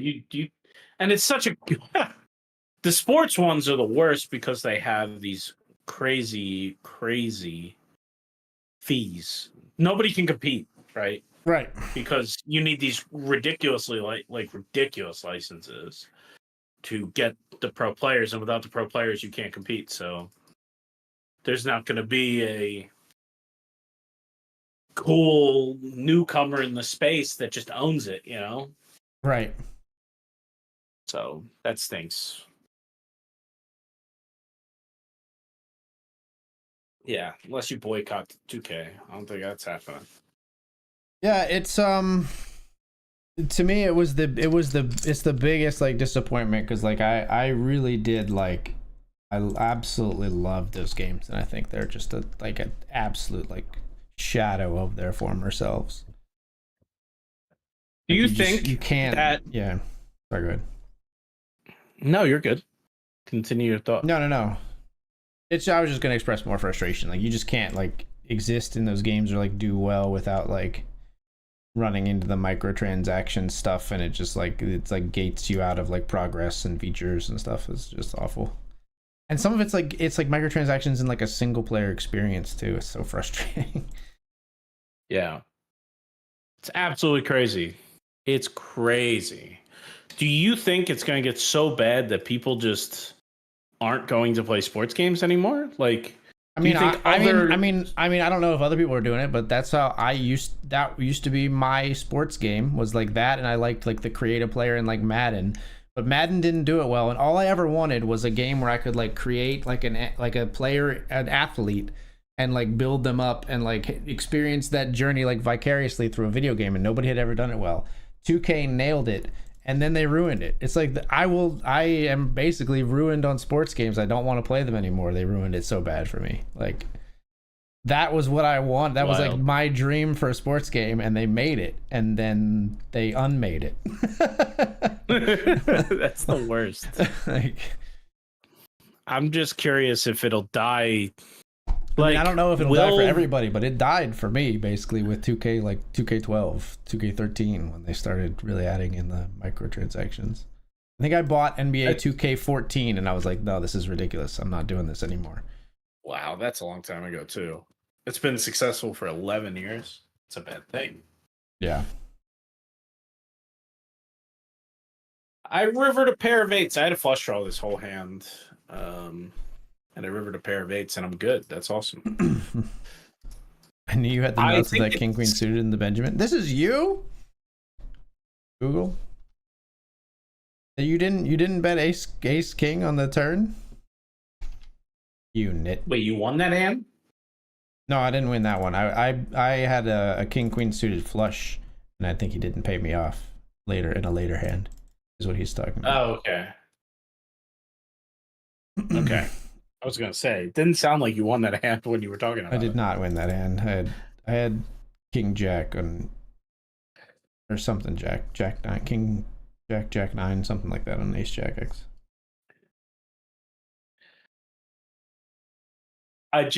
I'm hopeful that this microtransaction space just loses, right? Like, indie developers are getting real good. Like, it's very clear that they're going to start eating some real piece of the pie when it comes to game development, right? It's very clear that they're already doing it, right? So I'm curious if it's ever going to get to the point where those other options just don't make money, and then maybe they'll actually... I don't know. I mean, I think it's tough. Move. I think it's tough because I think, like, there are games out there, and there are developers that are good enough that like people are gonna want to play the games, and they're gonna be willing to pay some microtransaction. Now, I think there's a consumer fatigue around microtransactions. I think there are some games that do it quote unquote right. Like I honestly think like Fortnite is like the example that like other games should like aim for, and they sometimes do, but they either get too greedy or they don't understand why it works. But like Fortnite has and Overwatch actually does this well too. They have, I think Overwatch, I saw this recently. I don't know if Fortnite does this, but so on Overwatch and Fortnite both, they have a battle pass, monthly battle pass, right? And it's affordable and you get a lot of stuff back. And I think on both, I know on Overwatch, the way it works is you can pay $10 for the battle pass, but if you complete the monthly battle pass, meaning like you have to play a lot, you got to dedicate some time to their game, you get enough credits that your next month's battle pass is half off. It keeps players playing, keeps their player base healthy, it keeps people happy because they get some free cosmetics and things that they can add to their characters and stuff that they unlock, and they just roll it over into the next month, like over and over again. But then some of these companies like make these battle passes that are like not rewarding at all, or cost too much money, or like have like actually like pay to win elements, whereas like Fortnite does it as where it's like all cosmetic, right? It's none of it's affecting how good you are at the game, which is I think very important. Like I don't know. Well, I agree with that for sure. Dota 2 was all cosmetic, but their battle pass the way they solved that was half the battle pass's revenue. They called it a compendium. Half the compendium's revenue went to the international tournament, and like it made the international tournament so extremely hype that like the community was just behind. If you put the international anywhere in your marketing material, you were selling more of that thing. 100%, right? And that was, and they stopped doing it. All right, just because they were giving way too much money. I think this is Google. I check raised with Jack 7 suited here. We are obviously not stacking off with our actors trading first draws.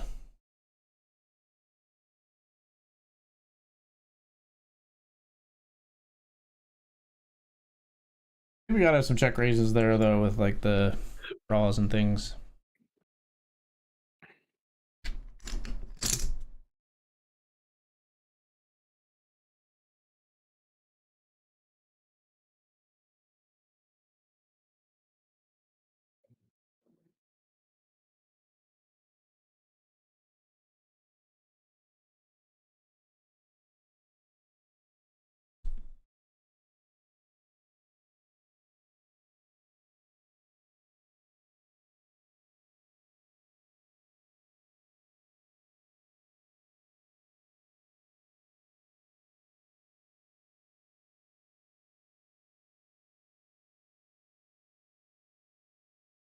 Yeah, I am mostly with you, Google No Agenda. I think Nio tends to have a more optimistic view about some things. Like indie developers are gonna conquer the microtransaction. I don't take as optimistic of an outlook on that.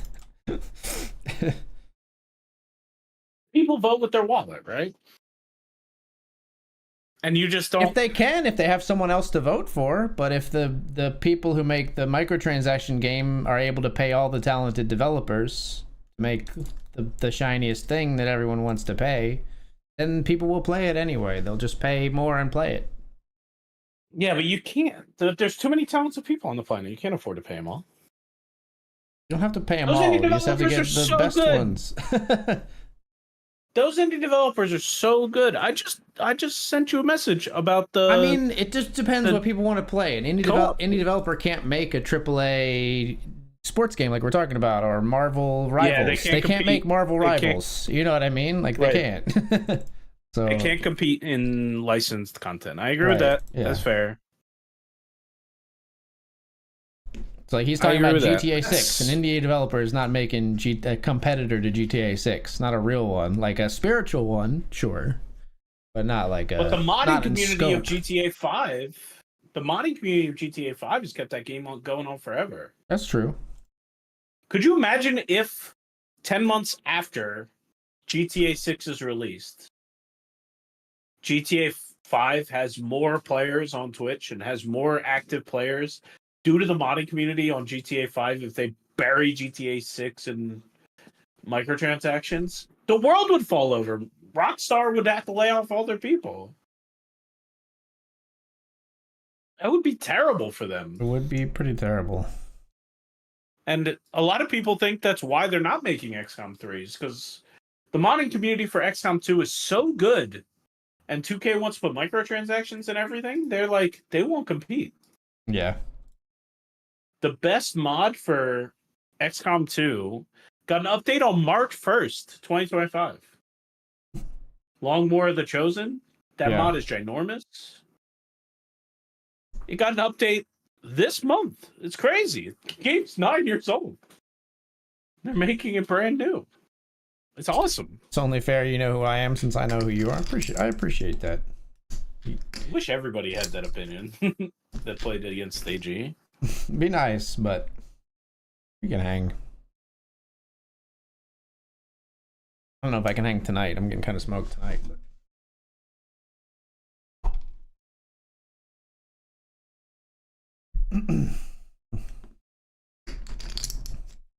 How's poker treating the two of you this evening? Not so great so far. For me, at least.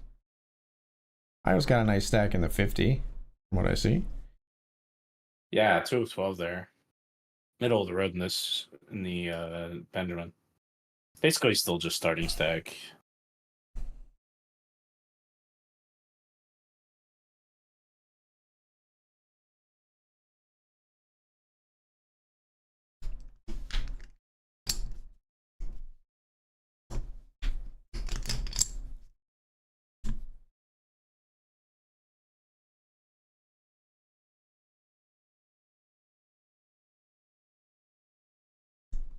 Worst flops. I have 7s here on Ace King 5/8. I'm gonna try to steal this. I have like no actual equity, I think. I was gonna jam if you didn't open. I had a very cuspy hand facing your open. I had ace 9 for my 9 big blinds. Yeah, we could have ropped for it if you wanted. Yeah. Wasn't sure I wanted.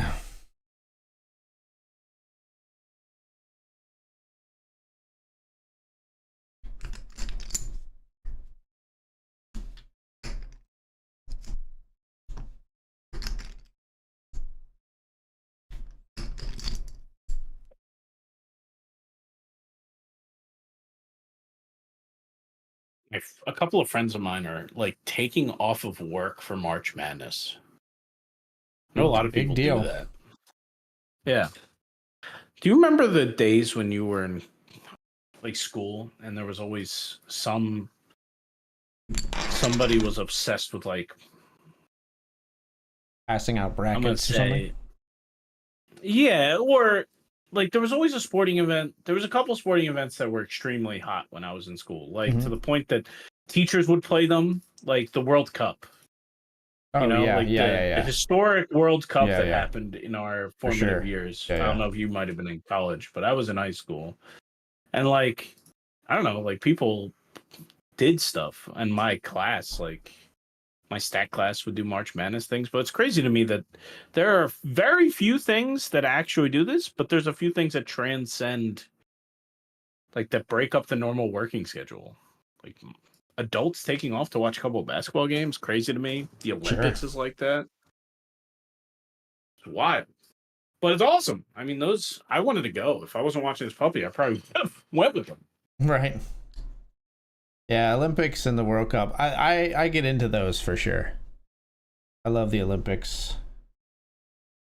I wish the Olympics was a little bit more of a unifying event. Like again, I think a thing that like streaming has kind of fragmented. Like it used to be like everybody get on watch NBC for the Olympics, and now it's like I don't know. Like last Olympics, I found it hard to like find the event that I wanted to watch. It was like I don't know. Felt like it used to be simpler. Yeah, I also felt like in the years past, right? You had the whole audience. You had the global audience, right? So you would just put very entertaining people that could keep up with, and maybe there was a color commentator who really knew the sport. But now that everything's democratized, like you said, it's like every single person who's covering the gymnastics thing is such a gymnastics expert because the people that are flipping on the gymnastics stream are interested in the gymnastics. Like, it's less consumable for people that don't already live in that world. Right. You Yeah. know? Yeah. So I think that does hurt it a little bit for the average viewer, but I don't know. I can't hate on the Olympics. I really enjoyed watching the French Olympics this year. Yeah. I jammed last time before the break here in the 50. I have queen 9. But we have no chips. This player's been limping a ton. We jammed here from the small blind. Is this a ready rebuy situation or no? Yeah, I think so. We get it through. I'll need it. All right, we will be right back, folks. Yeah, we'll see you in a bit. See you soon.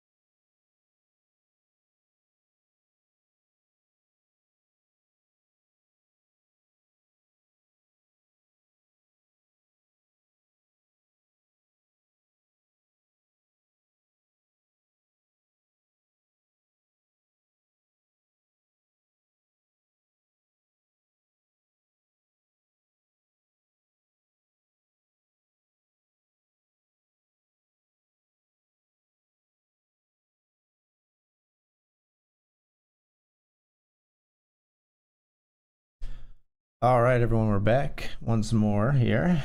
4 of 12 in the $20 classic. 8 paid in this one.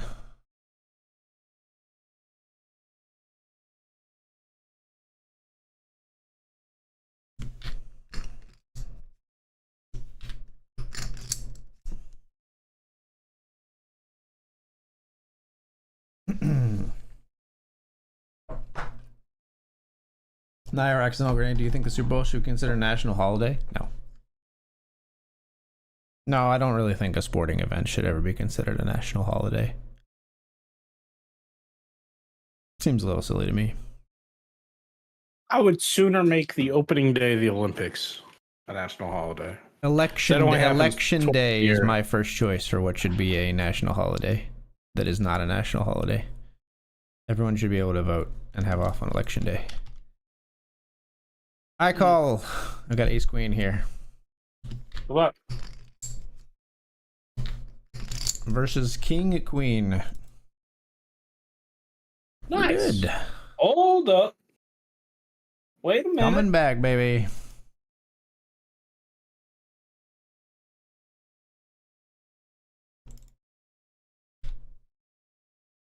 All right. Let's just win it. I'm gonna play this $3 trifecta. I'm in for crazy hyperness stuff. Nice. Good luck. Good luck. Thank you.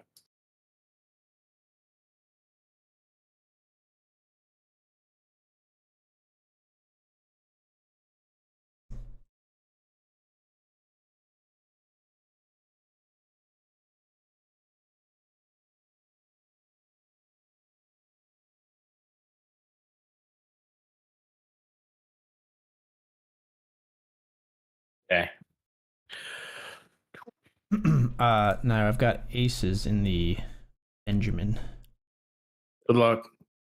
We're playing post flop here, and a little bit getting ourselves maybe. We might end up owning ourselves here because I just called pre. I'm just calling flop. But see where it takes us.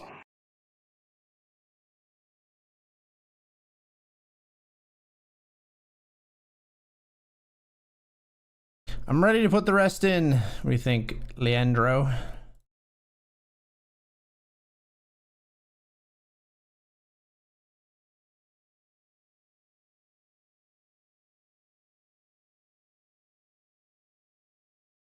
All right.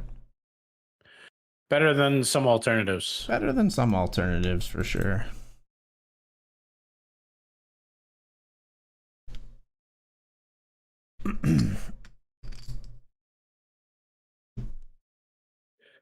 I was like, AG's gonna jam this $50, and I decided to open fold a hand, ace-6 of spades.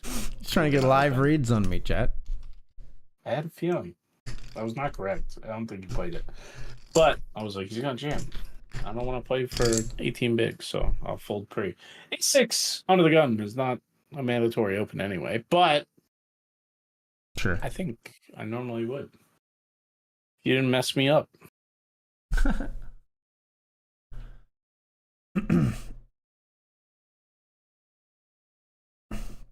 right, now that you have folded, I've got Jack 10 of hearts here in the 50. Jack 10 of hearts.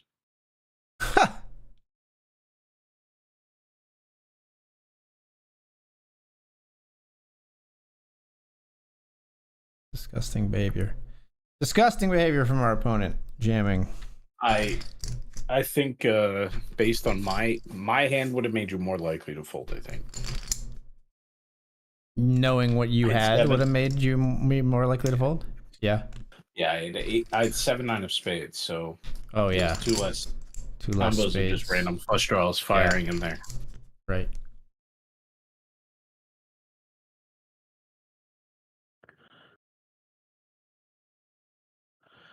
All right, this $3 trifecta just kicked off. Again, this hand is not good. It's just questionable enough to be involved here, and you just have to ship it in. This is what I was trying to avoid. We got ace 10. I said the had ace 6-5. Oh, Chop it up. no. Okay. Chop it up. Yikes! I could have had half that, or an equal share of that pot. Could have. Yeah, not half. I have ace jack with the ace of clubs here. I'm definitely afraid that I'm up against ace king. We're playing a 3-bet pot, but it's 3-handed, so I'm just never gonna find the fold button. I guess that makes it less likely as ace king. Yeah, literally just ace jack and ace king 3 ways. $30 Tarascan.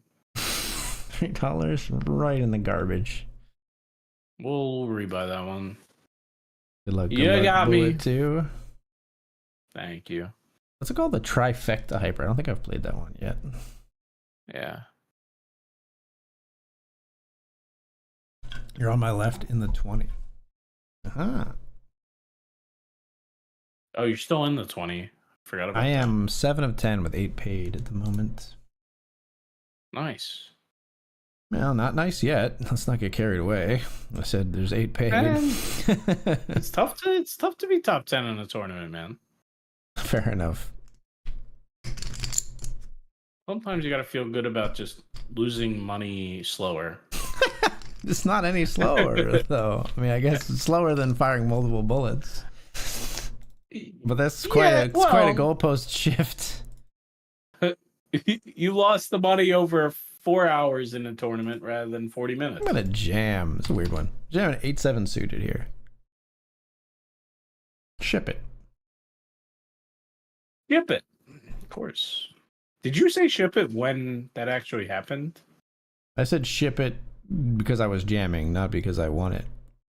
Oh, okay. No, I was going to say because you're getting updates so early. No. I just said ship it because I had shipped it, as in jammed. Makes more sense.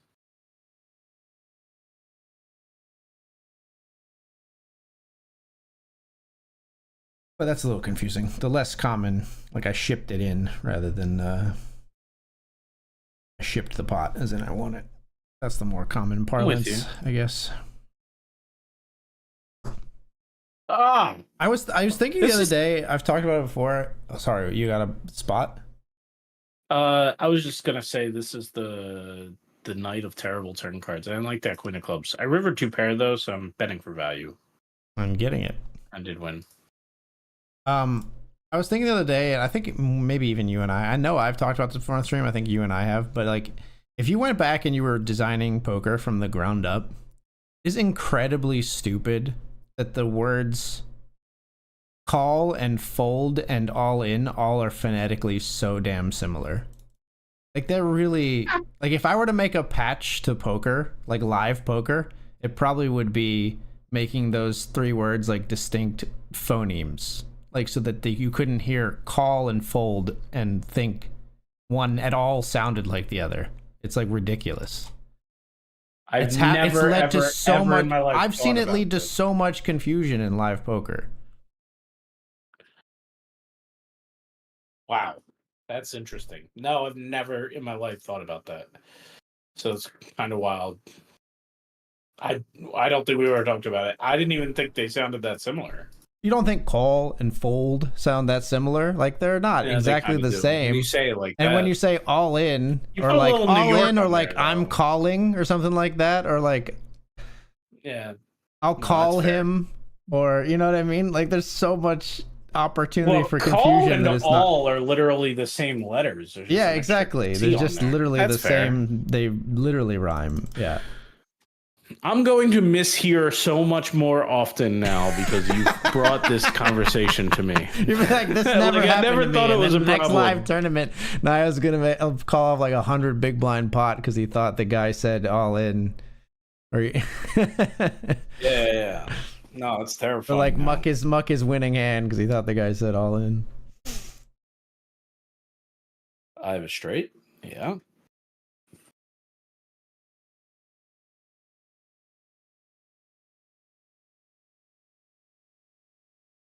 That's interesting. Never in my life. I will tell you though that I love everything about Danielle, but the she talks away from me a lot. And like I don't think I have the best hearing.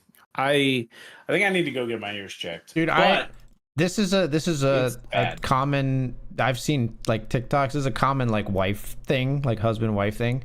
I get on Casey so much because I swear sometimes she will say something and I will ask her to repeat it, and she will repeat it even quieter the second time.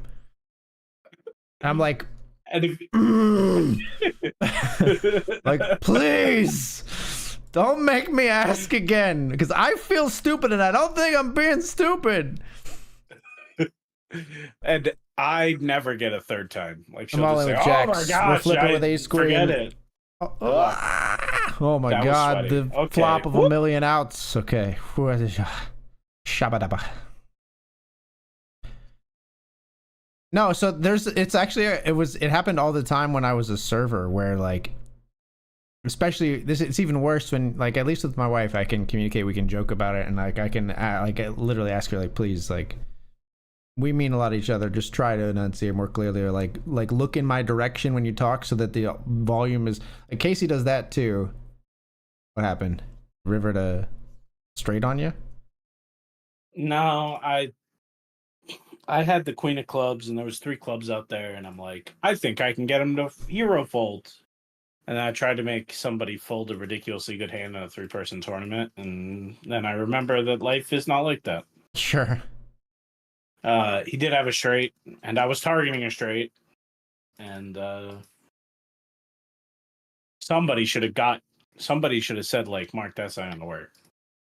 I even got because you were overvoted for the minimum. I called River. I knew I wasn't getting value with my 2s full. Yeah, boat overvoted on the bubble here, and the oh my gosh, I got a call here in the Benjamin, I think. You have no 3-bets over 110 hands. Jesus Christ. So close. I call. Ace 10 versus Ace 8. Nice. Sweet. I want to bring up your $20 table. Positions just matter too much there, I think. I think if I'm further back, I might fold that hand, but being cut off versus small, I felt I had to call. I got a call here too, I think. Queen 10 up against 8-7 suited. Take it. Queen plays. Yeah, so I flopped 2s full in the $20. 2s full of kings. And it came king deuce king. I checked. They checked back. And then the turn, let me look, hold on. I gotta go back to this one. Too many hands to play or to fold. So we go check on the flop. The turn is an ace. They check to me from the blind. I bet 2,400 into 6,150. They call. So the river pot's 11K, and it's king deuce king ace jack. Jack comes on the river, and they lead out to me for 3,600 into 11K, and I just called with 2s full. They had ace king in the blind. That stinks. They were in the they were on the button. They flatted the button.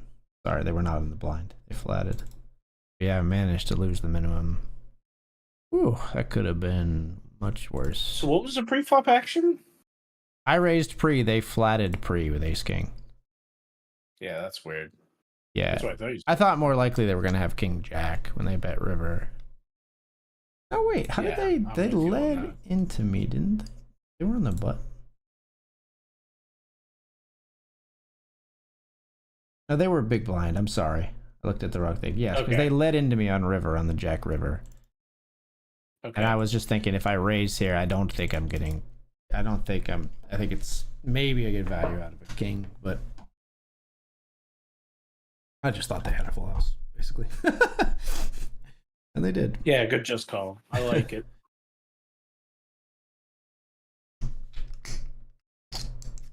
You said there's 8 paid or 7 paid? 8 paid. 8 paid. We are on the bubble, and I'm 8 of 9 now after that hand. Good luck. Does playing for overlay make you feel better about yourself? Yeah, That was me. maybe a little. I don't know. Like I'm gonna get them. I'm gonna get It doesn't. It BetRivers here, doesn't. a That little doesn't really overlay, move extra the dollars. emotional needle for me much at all, to be quite honest, if at all. Everything moves my emotional I know. needle. I know. That sounded dirty. His That's emotional needle's just always at half mast, folks.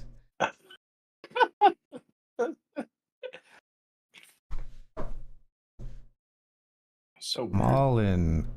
Even on the bubble, I think this hand is too much equity. I'm all in. Ace ten of clubs.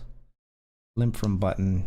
Rarely strong, but they do call us off. So what the fuck do I know? It's king five of clubs. We got their suit covered. They've made two pair and knocked us out on the bubble now. Limp called off king five, huh? I don't mean to be mean, but that'll like Limp called off you king never five, huh? you're never happy when they flip over king five. You're like, I'm so No, dead. yeah, you're Even with like, the suits this is dominated, you're cursed. like, This is oh, cursed. that's not Yeah, gonna be good. yeah. There's some negative superstition there for real, for real. That's bad. Yeah, when they have a weird ass hand that gives them live cards, yeah, I'm with you. I'm like, I'm out of this You're tournament. dead. I'm gone. Goodbye. Yeah. Ugh.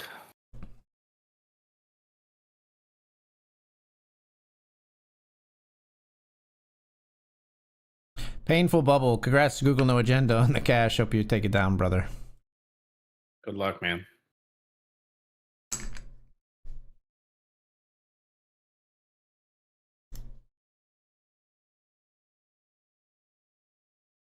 Something about my angry avatar in a 3 max. It's like, what am I supposed to be doing? It's like I'm emotionally connecting with this really angry face. And I'm Right. like, you're doing nothing wrong.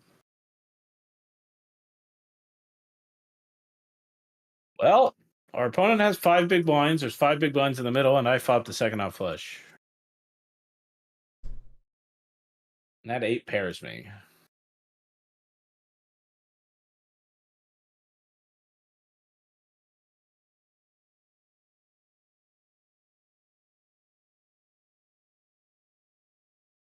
Okay.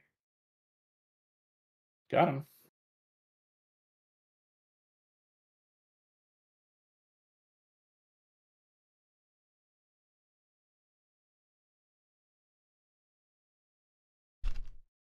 All right. Hold on. This tournament's getting real right now.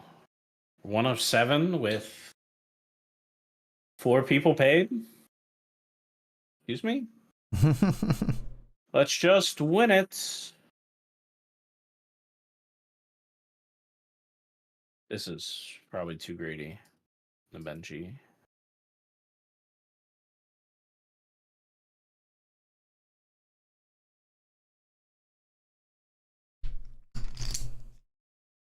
As you guys may have guessed, I have good cards here. Pocket Kings.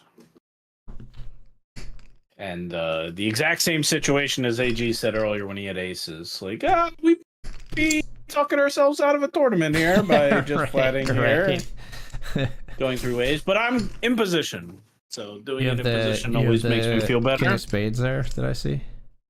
I do have the king of spades, yes. I'd hope that we can just put the rest in right now and not have to rely on that king of spades meaning anything. Okay. Nice. I guess that's fine. Similar to AG's, it's far better than just getting knocked out. Better than the GG awful outcome. Yeah, it was pretty frustrating. I'm not gonna lie. What's with the king 5? The limp call off, man. I don't know. That's a wild one. That seems like somebody who has like years of dual streaming value and incentive to knock out his partner, calling and running him down with a garbage holding. Like that's something I would do for sure. Yeah, you'd be like, oh, the equity of knocking out AG is too good. Yeah, absolutely.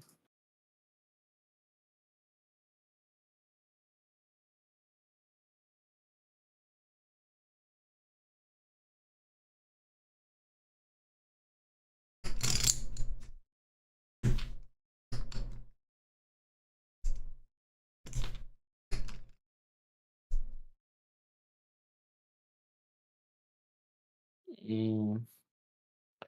Okay. Man, it doesn't feel like we're at the final table of this $50. You got to put my, you know, back in my heyday of playing, all the time, this was like a must-win tournament. Yeah. Come in with good stack depths, relatively smallish field, coming with the chip lead. Like, you just gotta. This is just Mark. You gotta take care of business. Like, I would call my investors on this spot and be like, "Hey, so we gotta win this one. This is why you invest in the stream." You're so funny. Why? I don't know. You're just so different than me. If I had people invest in me, I never would call or text them and say like, "We got to win this one," or "We're gonna win this one." I would be like, I would send something like, "Update: We're in a pretty great spot. Hope I can make some money for you guys tonight." I don't know. You approach things so differently than I ever would. It's always interesting to me. Never ceases to be interesting to me. You got to, man. It's fun. It's just not how I'm built, man. I don't know.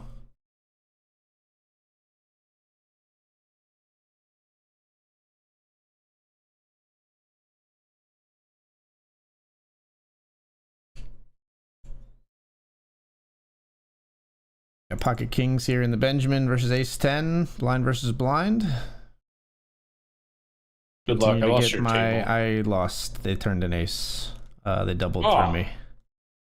Yikes. I continue to get a little bit smacked down here in the session tonight.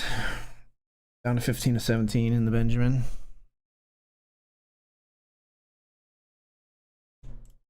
Good luck. Hoping for the spin. Lost a small one here in the 50. King, queen to ace 9.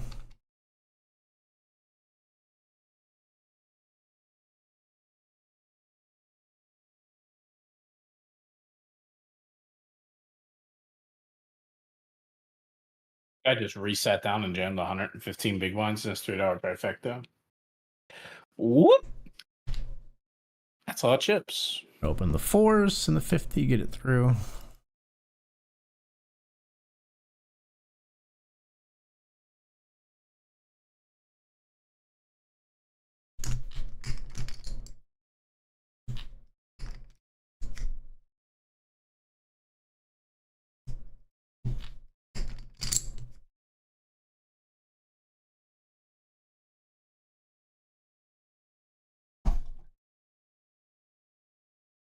Final 2 tables in the Benjamin, or we'll be down to two tables worth of players in the Benjamin at least. Registration is still open, I think, for another like 10 minutes. Yeah. I was so confident I was going to make a flush in this $50. I guess you don't have clubs? I'm less confident. No, I have diamonds. Still alive.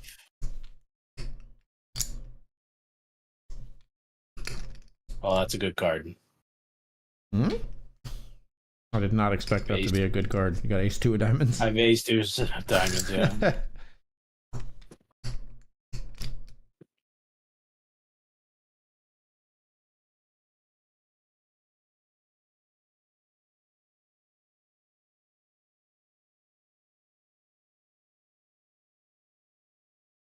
Oh, gross.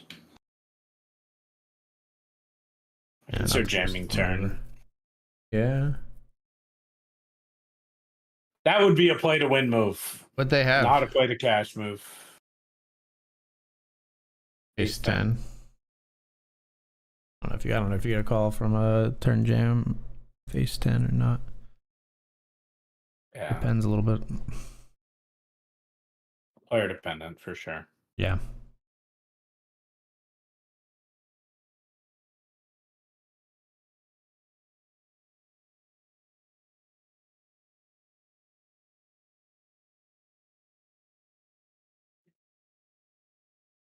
I will bail out. I'm not going to contest your under the gun open if you want to talk about it. I don't really want to talk about it now. I have king queen, and we see the min click 3-bet. The min click.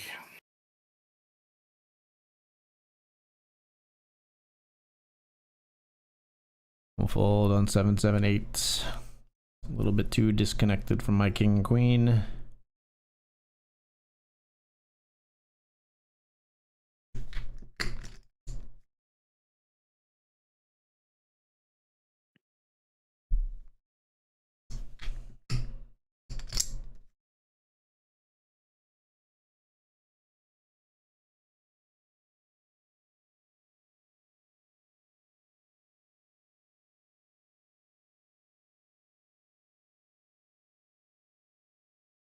All right. Is there overlaying this too? Wow. And which one? Which one? $1,100 in overlay in the Benjamin. People can still jump in. They probably will max lay reg, so it won't be that much, but Yeah. There will be a bunch of people jump in here. You will see almost all, if not all, that go away. There's a bunch of people who late reg the Benjamin, even if it's not going to overlay, I think. Like pretty darn late. I could be wrong. Right. I could be wrong, but I've seen it a bunch of times where they've cut that down pretty quick near the end.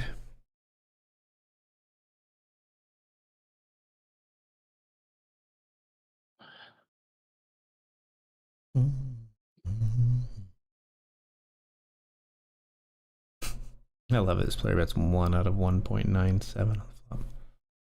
Just jam it in. Move.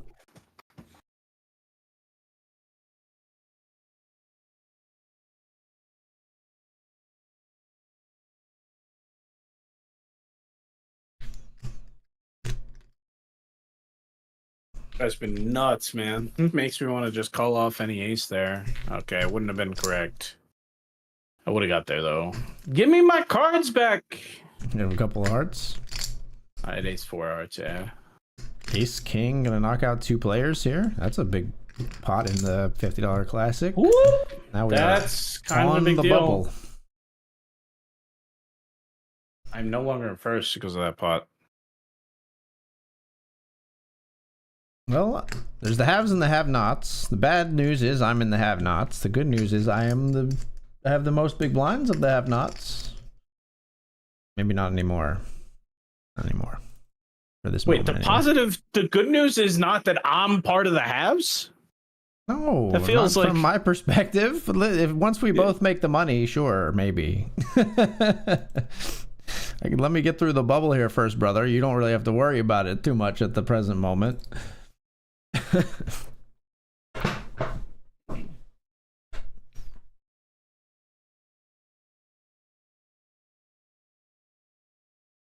Are you going to take me through the bubble?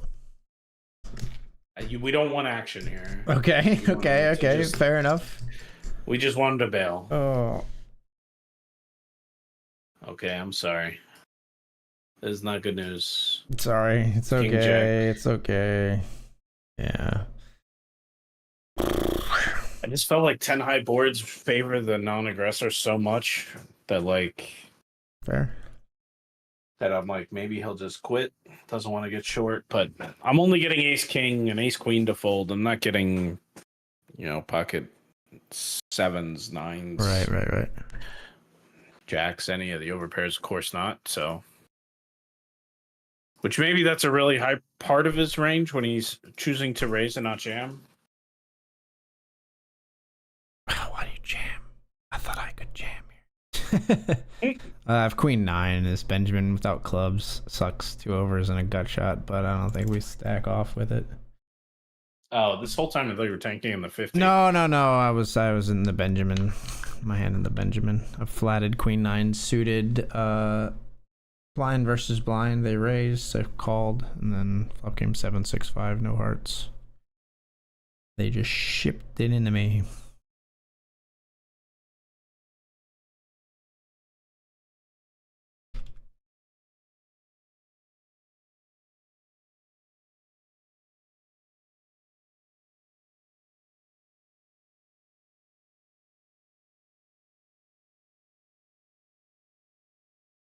All in, sir. That's not good. I got ace jack. I don't like the well played. That might be just ran into aces. Yeah. In the slow roll. Nah, okay. They folded. We're good.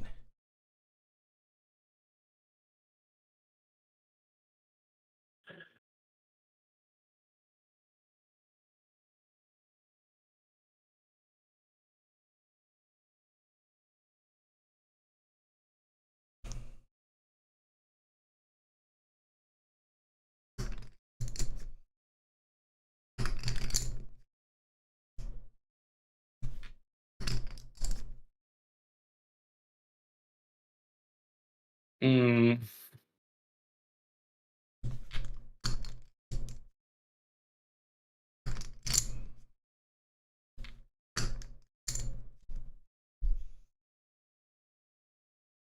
Eight deuce. Be careful if you're saying your hand's in the 50, brother. I thought that was after you folded. Oh, no? was it? Okay, okay. I thought you were talking about your current hand. So. Oh, it was after I folded. You said it. Okay, okay, okay. I just was making sure. Okay, it was. You said it after I folded my cards. No, you're good. It's a good call out. Yeah, It's a good no, call you're out good. for I sure. think I didn't realize it was so bang bang. I wasn't sure. Take our walk. You're getting walks? Four suited. What? I would have had a tough one. I had ace four suited on the bubble. Looked pretty nasty. We jammed here. King Jack versus nines in the Benjamin. King Jack of spades. Nice. That's a wonderful start. Yeah, right. There it is. I thought you had decision in the 50. Nah, just hands to play elsewhere. Gonna be all in again in the Benjamin. Pocket queens this time. We just ship 19 rather than 3-bet to like 8 or something here.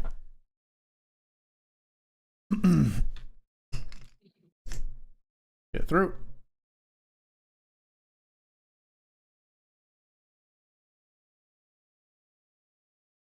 Oh, flush over flush. Oh my, and the shorty doubles with a better flush. Wow. Oh man, that's crazy actually. Changes the dynamic a bit. It's not just like stacks flipping. Now it's like 23, 17, and 14. Don't worry, just get a couple more walks. Yeah, we'll see. My left. The guy in the middle of us will be so short. We'll see.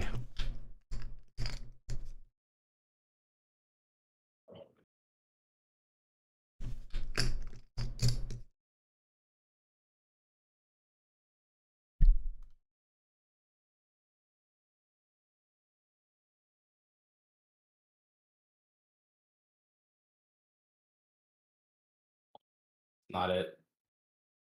Not the one. That is not it.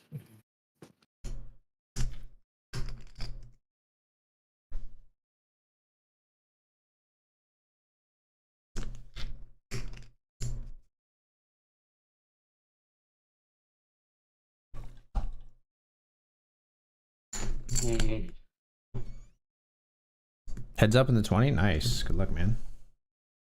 Good luck, buddy. Get him. Got anything worth talking about, Chomp? Not really. I have King 10-0.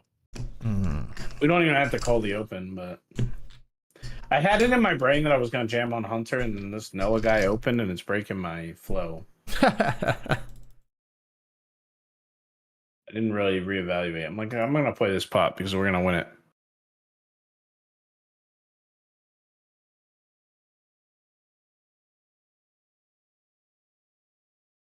Guy opened under the gun here in the Benjamin. I have ace 9 on ace jack 6.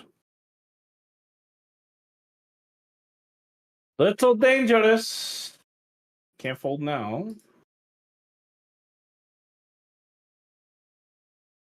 Okay. Don't think that changes much. I think we were either behind to an ace with a better kicker or we're ahead. I don't think it changes on the second jack very often. All right, I'm all in. Drop outs. All in, brother. Good luck. Pocket sevens. Nice. We jam. Get through. This is for value, honestly. We wanted to call with like queens, tens, nines, eights. That's kind of situation. Okay, cool. GG, Google. What's second good for and leave $20?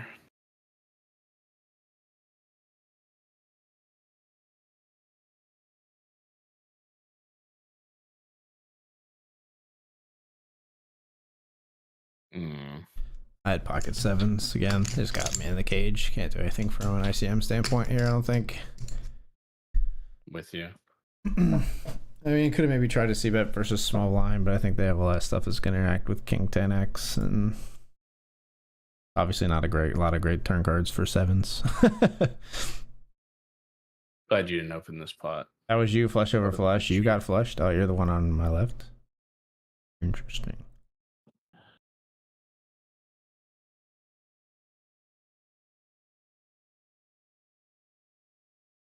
I have pocket fives here. Against Google No Agenda, right? Yeah, we just established. So. Yep. I'm raising pocket kings here in the Benjamin over a limp. Oh, good luck. Player limps, we raise to 3. Big blind calls and original razor calls. Flop comes queen, queen, deuce. This board really stinks for you. Either you have ace jack or... Oh, that's a great turn card. That's terrible. Don't see any need to be raising here. We got kings full, brother.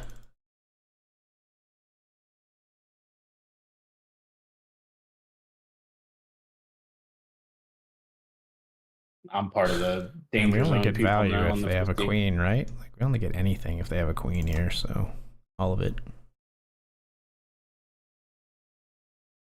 No smoke. Yeah, I mean when they both check, they never have a queen, but like I don't think I get anything if they don't have a queen, so maybe if they have the other king, but like then it's pretty thin to target the case king. Maybe they more often have the case king though than they have a queen when they both check to me. I don't know. I think they're both tough.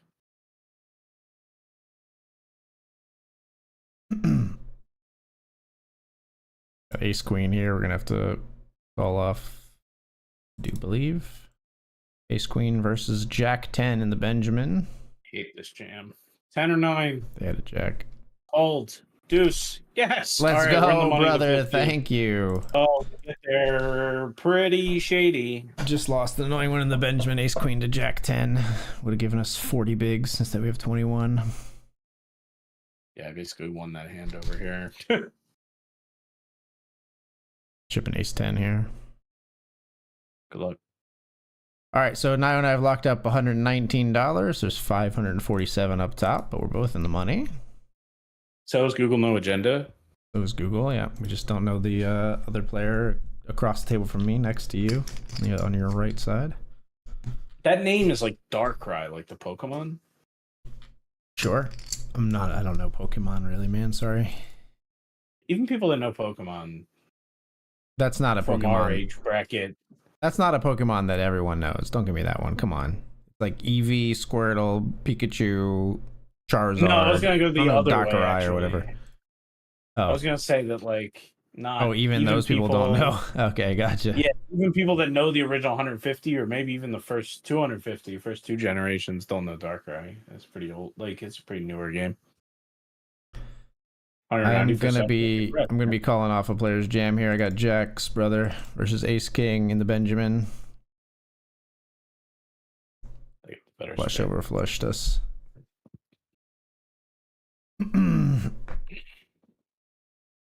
We hit the flush in the river, but they hit it as well. They obviously already had the pair of kings on the flop, but yeah. Not running too pure tonight. Losing all of the flips. All of a sudden, we're kind of in the danger zone here. I made a couple of bad plays. Google, I think you played well, but I don't think I should have paid you off on that King Jack game. I think with I pocket fives and I called him down after he made tough pair. Called him on turn. I think we could have got away on turn. I'm all in here. I've got ace jack. Look. Ooh, run into Google's ace queen. Oh! Lucky me. Okay. Hold on. Now that means I'm rescued on the river. Bink, he says.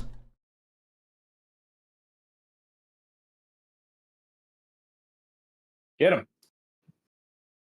Want to Google no agenda, take our phone down to basically nothing.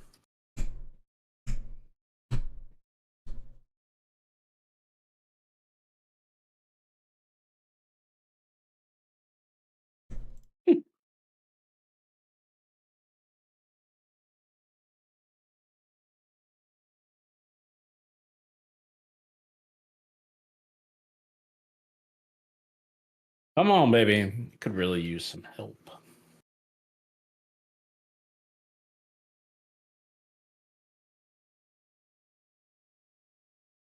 Thanks for busting the bubble, Nio. Got your back, man. Did just for you.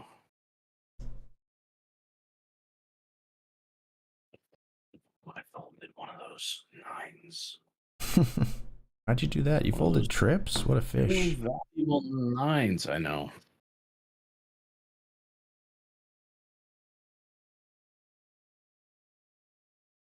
This FT sucks. LOL. All good players. That does make it tough for sure. Ace King against Queen 10 up here. Diamond. Nope. Thank you for including Nio in that Google agenda. That's very charitable of you. You could have taken a shot of yourself. You know, I thought about it. I processed that through the filter, and I thought about taking a shot at myself, and I was like, no, it's better if I do it this way. Thanks. Google no agenda. I do appreciate you including me. You know, this guy's a pro on the site, so we at least have to give him credit for something. This guy. What are you playing here against him? 10-8. Interesting. We'll take it. I never get that fold. It's because like you bet range on that third. It's a mean insult.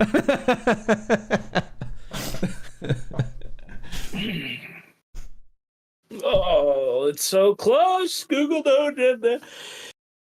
I think it's gonna be a fold. Yeah, it's gonna be a fold. Do you want to take a guess?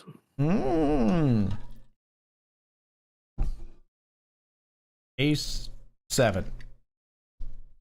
Go the other way with it. Pocket 5s. Pocket 4s. Okay. It's right there.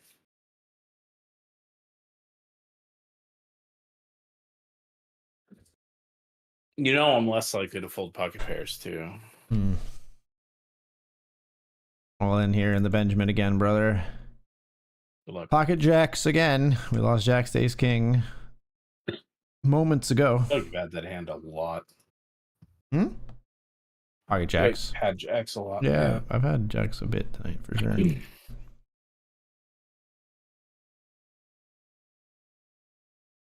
Jacks versus Ace 9. We are called.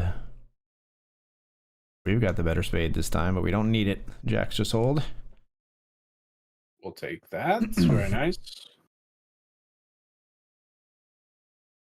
Man, it's always like, it's a little bit deflating when you double up and you see your stack and then immediately the blinds raise. I had 14 big blinds, and then it's like, no, you have 11. Like, what?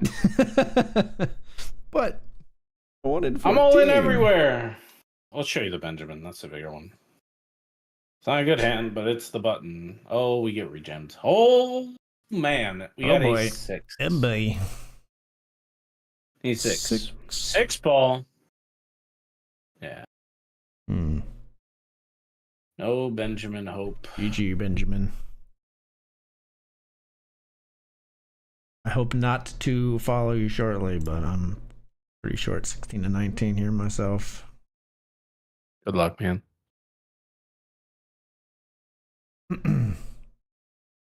That was my main event treatment, man. My main event treatment when I used to play every main, I felt like every time I would play, I would coast one bullet. I'd go up and down, and then Right when registration closed, I would find a way to torch it Mm-hmm. every time. All in with King 10-0. Get it through. A lot of big blinds in the middle here versus these two at our nearly $50 classic. 8.5 in the middle. Flop comes 2-3-6. Google checks in the small. Half pot bet from the big blind. Takes it down.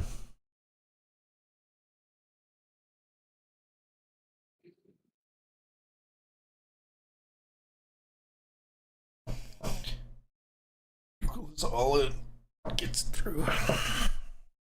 I'm out of there. I gotta even work on my facial expressions when you're in this game. Maybe I'll go get the scarf out and treat it like a high roller.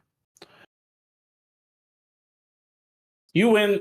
I would have called it's not the happiest call, but a king jack. Not the happiest of all That's time. a happy call. Well, I mean, you know what I mean. Limping kings here. Uh-oh. Oh!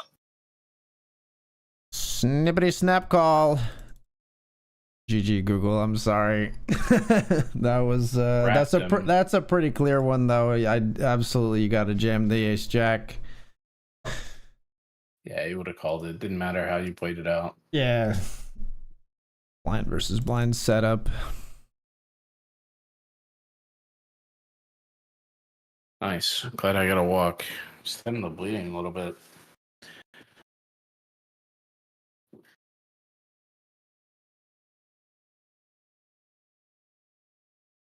It's a little bit closer.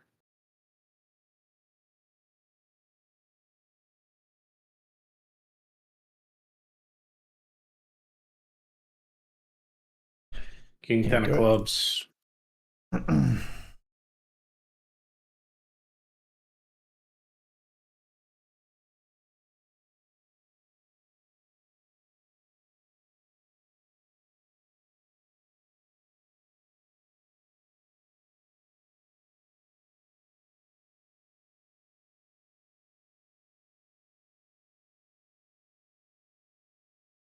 So folks just joining the stream, we are in the final three together in this $50 nightly. And we always clam up just a touch when it's short-handed. 4-bet jam the 10-9 suited. Oh, stick it in their eye. Gosh. Oh, you ever see Happy Gilmore? It's like Happy learned how to putt, AG learned how to bluff. What is that? Nice hand. Thank you.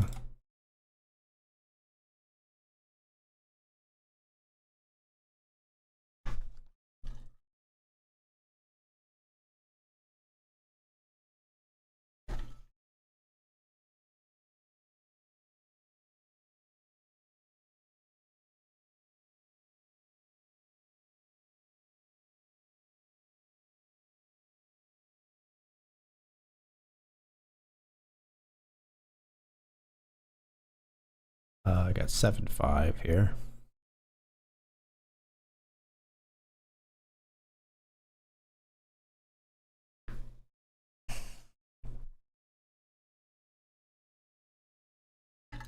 Are you trying to make it exactly like you two have exactly the same amount of chips, so I am in statistically the worst position? Yes, that is my overarching master plan. Holy smokes.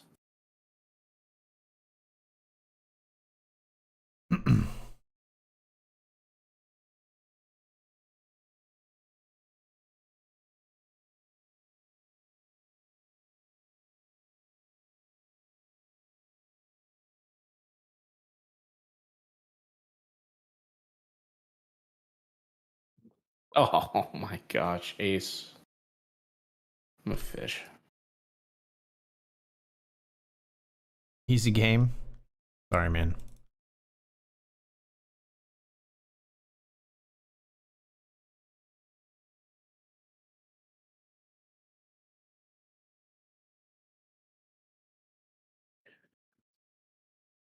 All yours, brother. Nice. Like queen six of spades. I had 10-9-0, no spades.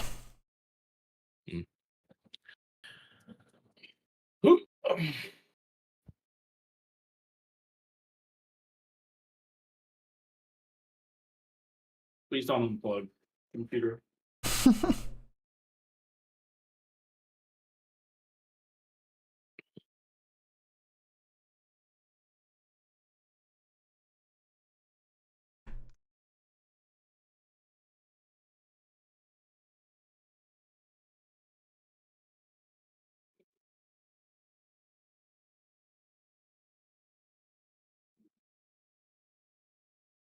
Nice. Give me the walk. 9-eye.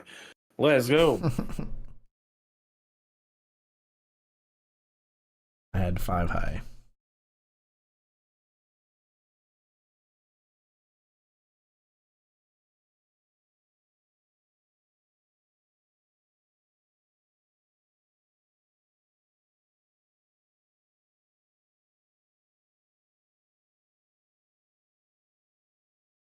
We don't want the smoke. Okay.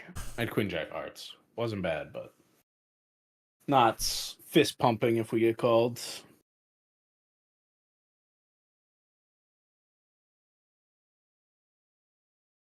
The old Doyle to take down AG? Nah, we'll give it up. Ace 4.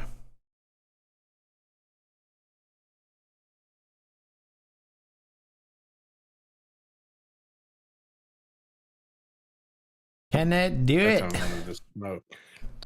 That was ace queen. Jack 4.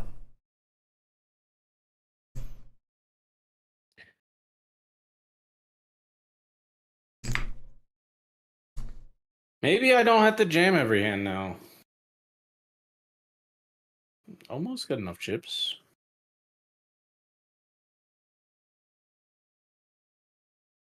This guy's limp trapped me already once. Let's hope he's not doing that again. Okay. The player who got me the first time wasn't. Alright. We would be... Oh, the limp's scarier than the jam. I have ace 9. Okay.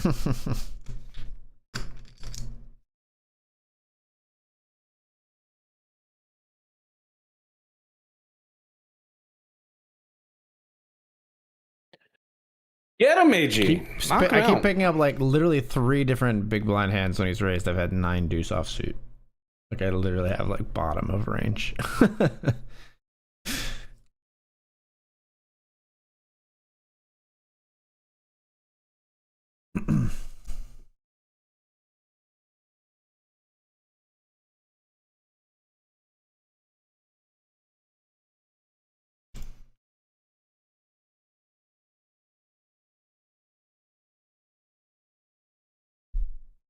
Definitely bullying though.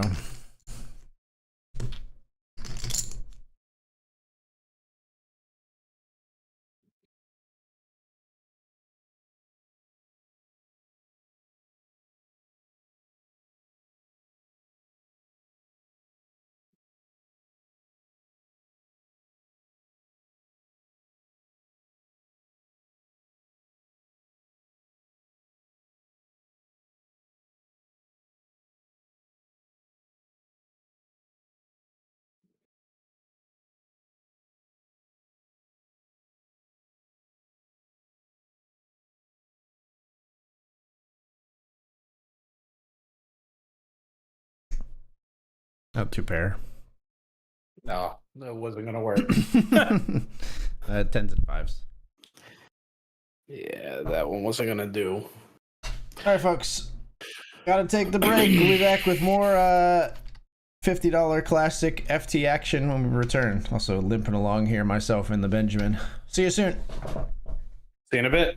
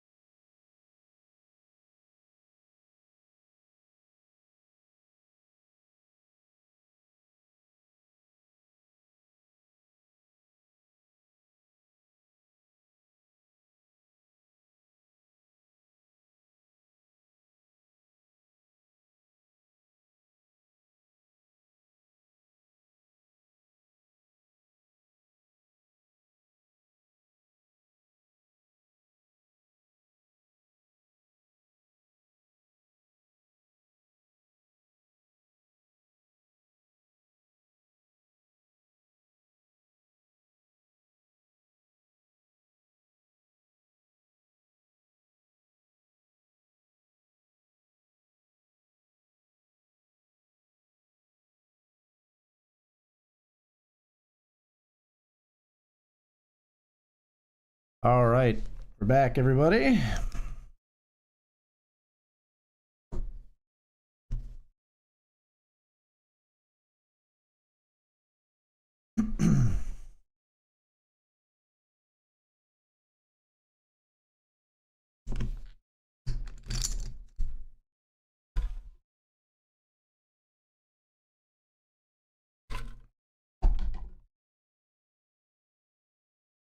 Hey, buddy. Hello.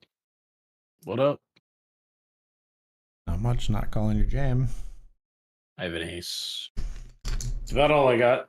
I had ace 4 suited.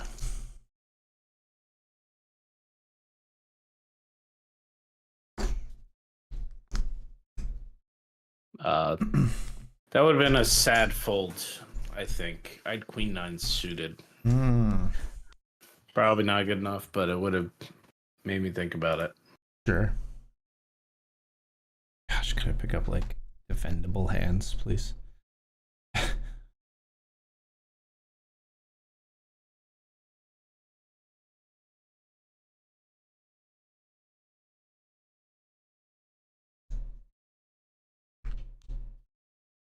Base queen over here against this king 3. We hold. Very nice.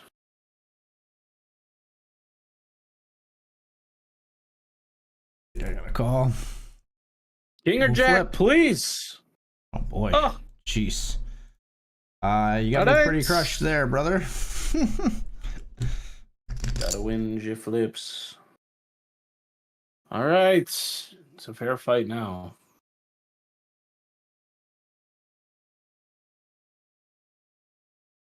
All here with an ace on the river. We went a small pot in the Benjamin. Thank you for the walk. I had 4 high.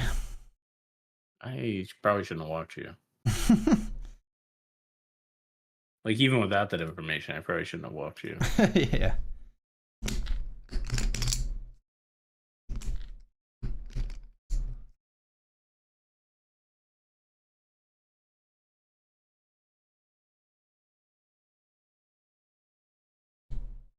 Ripping, huh?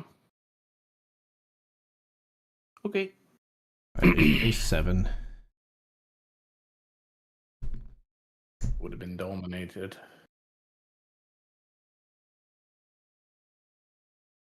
Get him, AG. Do you I'm mean cool get if you him, wanna or do you take all want the him to aces. get me? No, I want you to get him. Okay.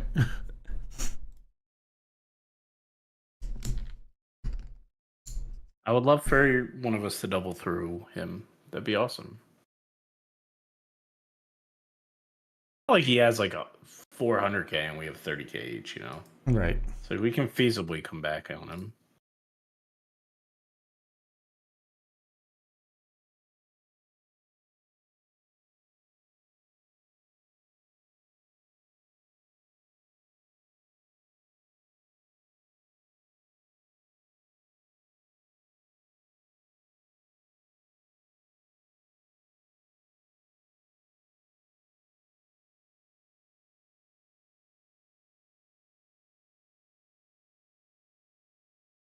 Nice call. I was trying to think if I should jam or not. I wasn't folding.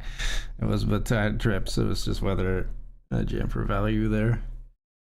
Yeah, you weren't getting any extra. Well, obviously with your particular holding, I wasn't.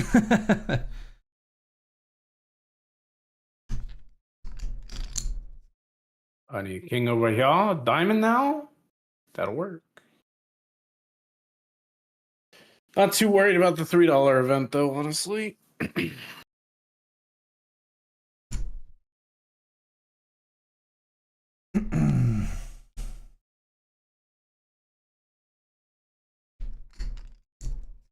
luck, us. King Jack against King 9. Dominated. Jack. No, Jack. GG, man. Luck, man. Sorry, brother. That's a shitty way to lose. See what I can do here versus Dakari. GG's. 202. Basically a break-even session for me. I'm up or down like $20. I still got $3, so might turn that into something. Good luck, man. Thank you, thank you.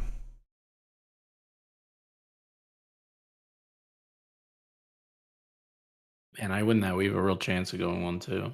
Yeah.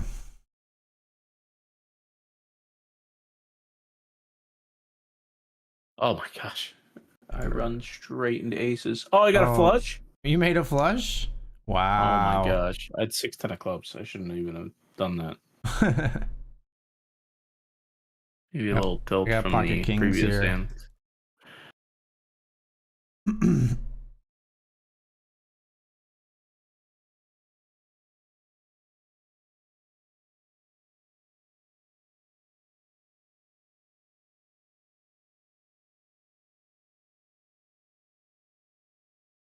Pocket kings. We bet turn, they fold. I think with the turn being that spicy, I do want to bet, but I could see the argument for continuing to slow play. I'm with you.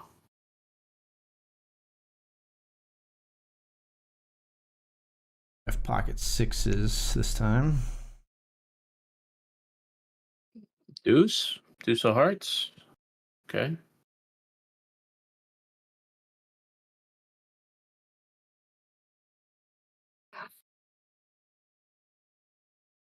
That's exactly what I would have done. Sizing and all. Yeah. Good to know. Yeah, I don't think you need any advice. Good luck, man. No, I appreciate it, man. It's a good Validation's spot. always good. Sadly, missed this one in style. I got 8-9 of hearts. Missed it about as bad as you could miss a flop. Yeah, that's not good. All right, king queen against jack 10. We win. Nice. Cool. All right. Feels like we won the tournament, but in reality, we're 6 of 19 and we're going to another table.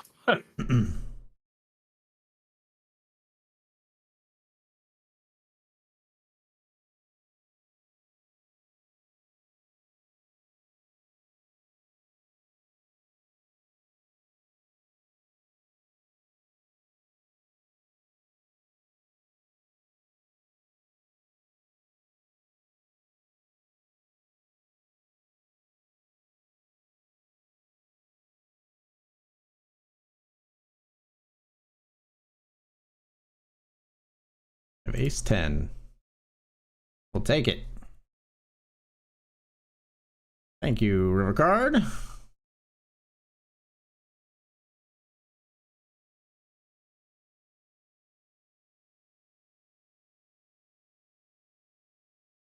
My profit tonight is $6. Yeah.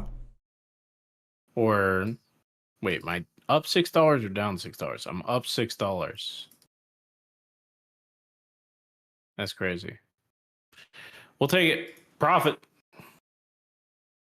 This one's gravy. I got 10-4 suited here. I have 10-4 of clubs. The way they played that just screams a strong hand from the beginning. I was just trying to block her bet and get myself a nice little river card. I didn't see the whole hand. I thought you were calling, but they bet 2/3 pot on flop. Limped pot. No, They raised and I called, defended 10-4 suited. They bet 2/3 pot on 9-9-7, two clubs. I raised to 8. They bet 3 into 5. I raised to 8. They called. And then yeah, I bet oh yeah, that's small. not a good spot. I bet small on the turn and they chipped spot. it. Yeah. It just screams strength. I really didn't think you were gonna have a story that was gonna make me want to hit the fold button, but you found it. Yeah. They flat the raise and then jam over our block bet. I'm scared. All in here with sixes, pocket sixes.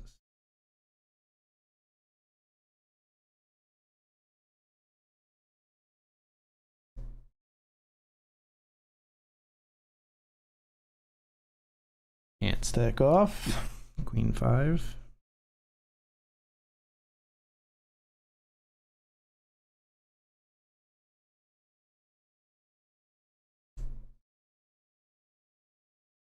We'll stack off in the Benjamin. I've got king queen. All in Luck, luck. for 9 big blinds. All right, we're gonna be all in the 50. Pocket sevens. Raise fold. We battle on. King queen here in the Benjamin. Players in the tank. Called by ace queen. Ew. Oh. GG. GG Benjamin. All in here with ace 6. I think. Jam. Yeah, king queen runs into ace queen in the Benjamin.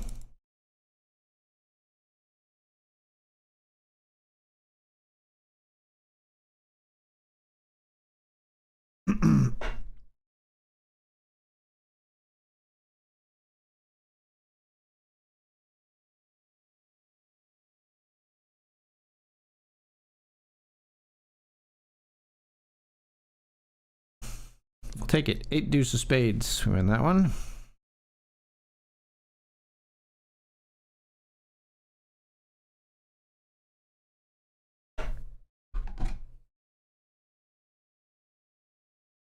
Let's just win it. Streamer on streamer violence. Was. We didn't hurt each other. Boys, I've that just much. finished season 2, episode 4 of Severance, the field trip one. Dude, that's a banger. That's good. The field that episode, as Dylan would say, slaps. Yeah, no spoilers. Yeah, no spoilers. I did tell you that was a banger. Yeah. Tens and ace queen. Holy smokes. You know, Danielle thought that episode was super slow. It is slow until the end when it all culminates in extremely dramatic fashion. Like everything is moving toward a conclusion that looks like it. I think that would be a great episode to go back and watch again, because there's a lot of dynamic acting that'll hit different the second time around. I think a lot of Severance might end up like that. Like I think it's a show that's going to benefit from a rewatch, because characters' motivations are revealed like throughout the show that you like didn't fully understand when you're first watching it. Yeah, it makes sense. There's a lot of that going on. A lot of mystery, and it's mystery in like the personality and behavior of the characters, not just the overarching mystery of like what the hell is happening.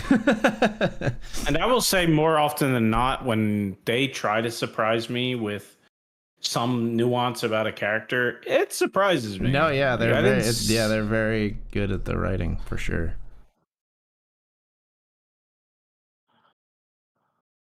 I think I have to call her, but I think I have to call pre here, but I wish I hadn't. 9-7 offsuits. Again, we miss pretty bad.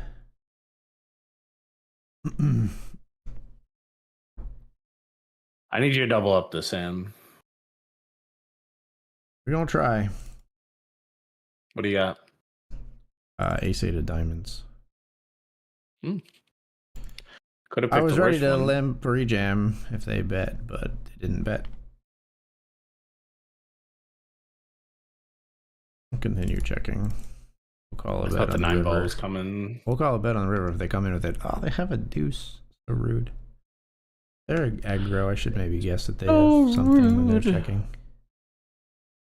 Middle value. Definitely getting pushed up against the wall on this one. Not really picking up good pre-flop holdings whatsoever. I think we just jam this one. King 10. Oh! King 10 runs into King Jack. Oh. King Jack is the hand of the tournament, I guess. Naigo lost with King Jack in a dominating spot. I go up against King Jack in a dominated spot, unfortunately. Yeah, that was a very lopsided heads-up match. We got rolled over, but 21-16 feels good nonetheless. I am out of MTTs, my brother. Yeah, I'm done as well. I got 10 big blinds left in a $3 hyper, so okay, we can we don't have to fire anymore. As far as that's Profitville. We'll take it. Yeah. I assume you're Profitville. I was in for Actually, I was in for 379 and out for 321 tonight. So not Profitville. I made more money than AG did. $58 Losserville, in fact. Yeah. Yeah. Gotcha. Down $58, but close enough to break even. All right, folks. That is going to be it for us. I believe, personally, I am going to be back. Actually, never mind. I have $20 sitting on the cash game table, so I'll actually be down $38. That's nice. There you go. I will be back tomorrow night, streaming right back here on this channel on BetRivers Poker. What about you, Niall? When can folks expect to see you next? What's going on? If this dog doesn't kill me, I'll be back on the stream next Thursday night. Thanks so much for having me, buddy. No problem. Enjoy the puppy and enjoy your evening chat, and we'll talk to you next time. I'll see you tomorrow night, and I'll back next Thursday for the dual stream. We'll see you. We'll see you soon, folks. Good night, everybody. Later. Peace.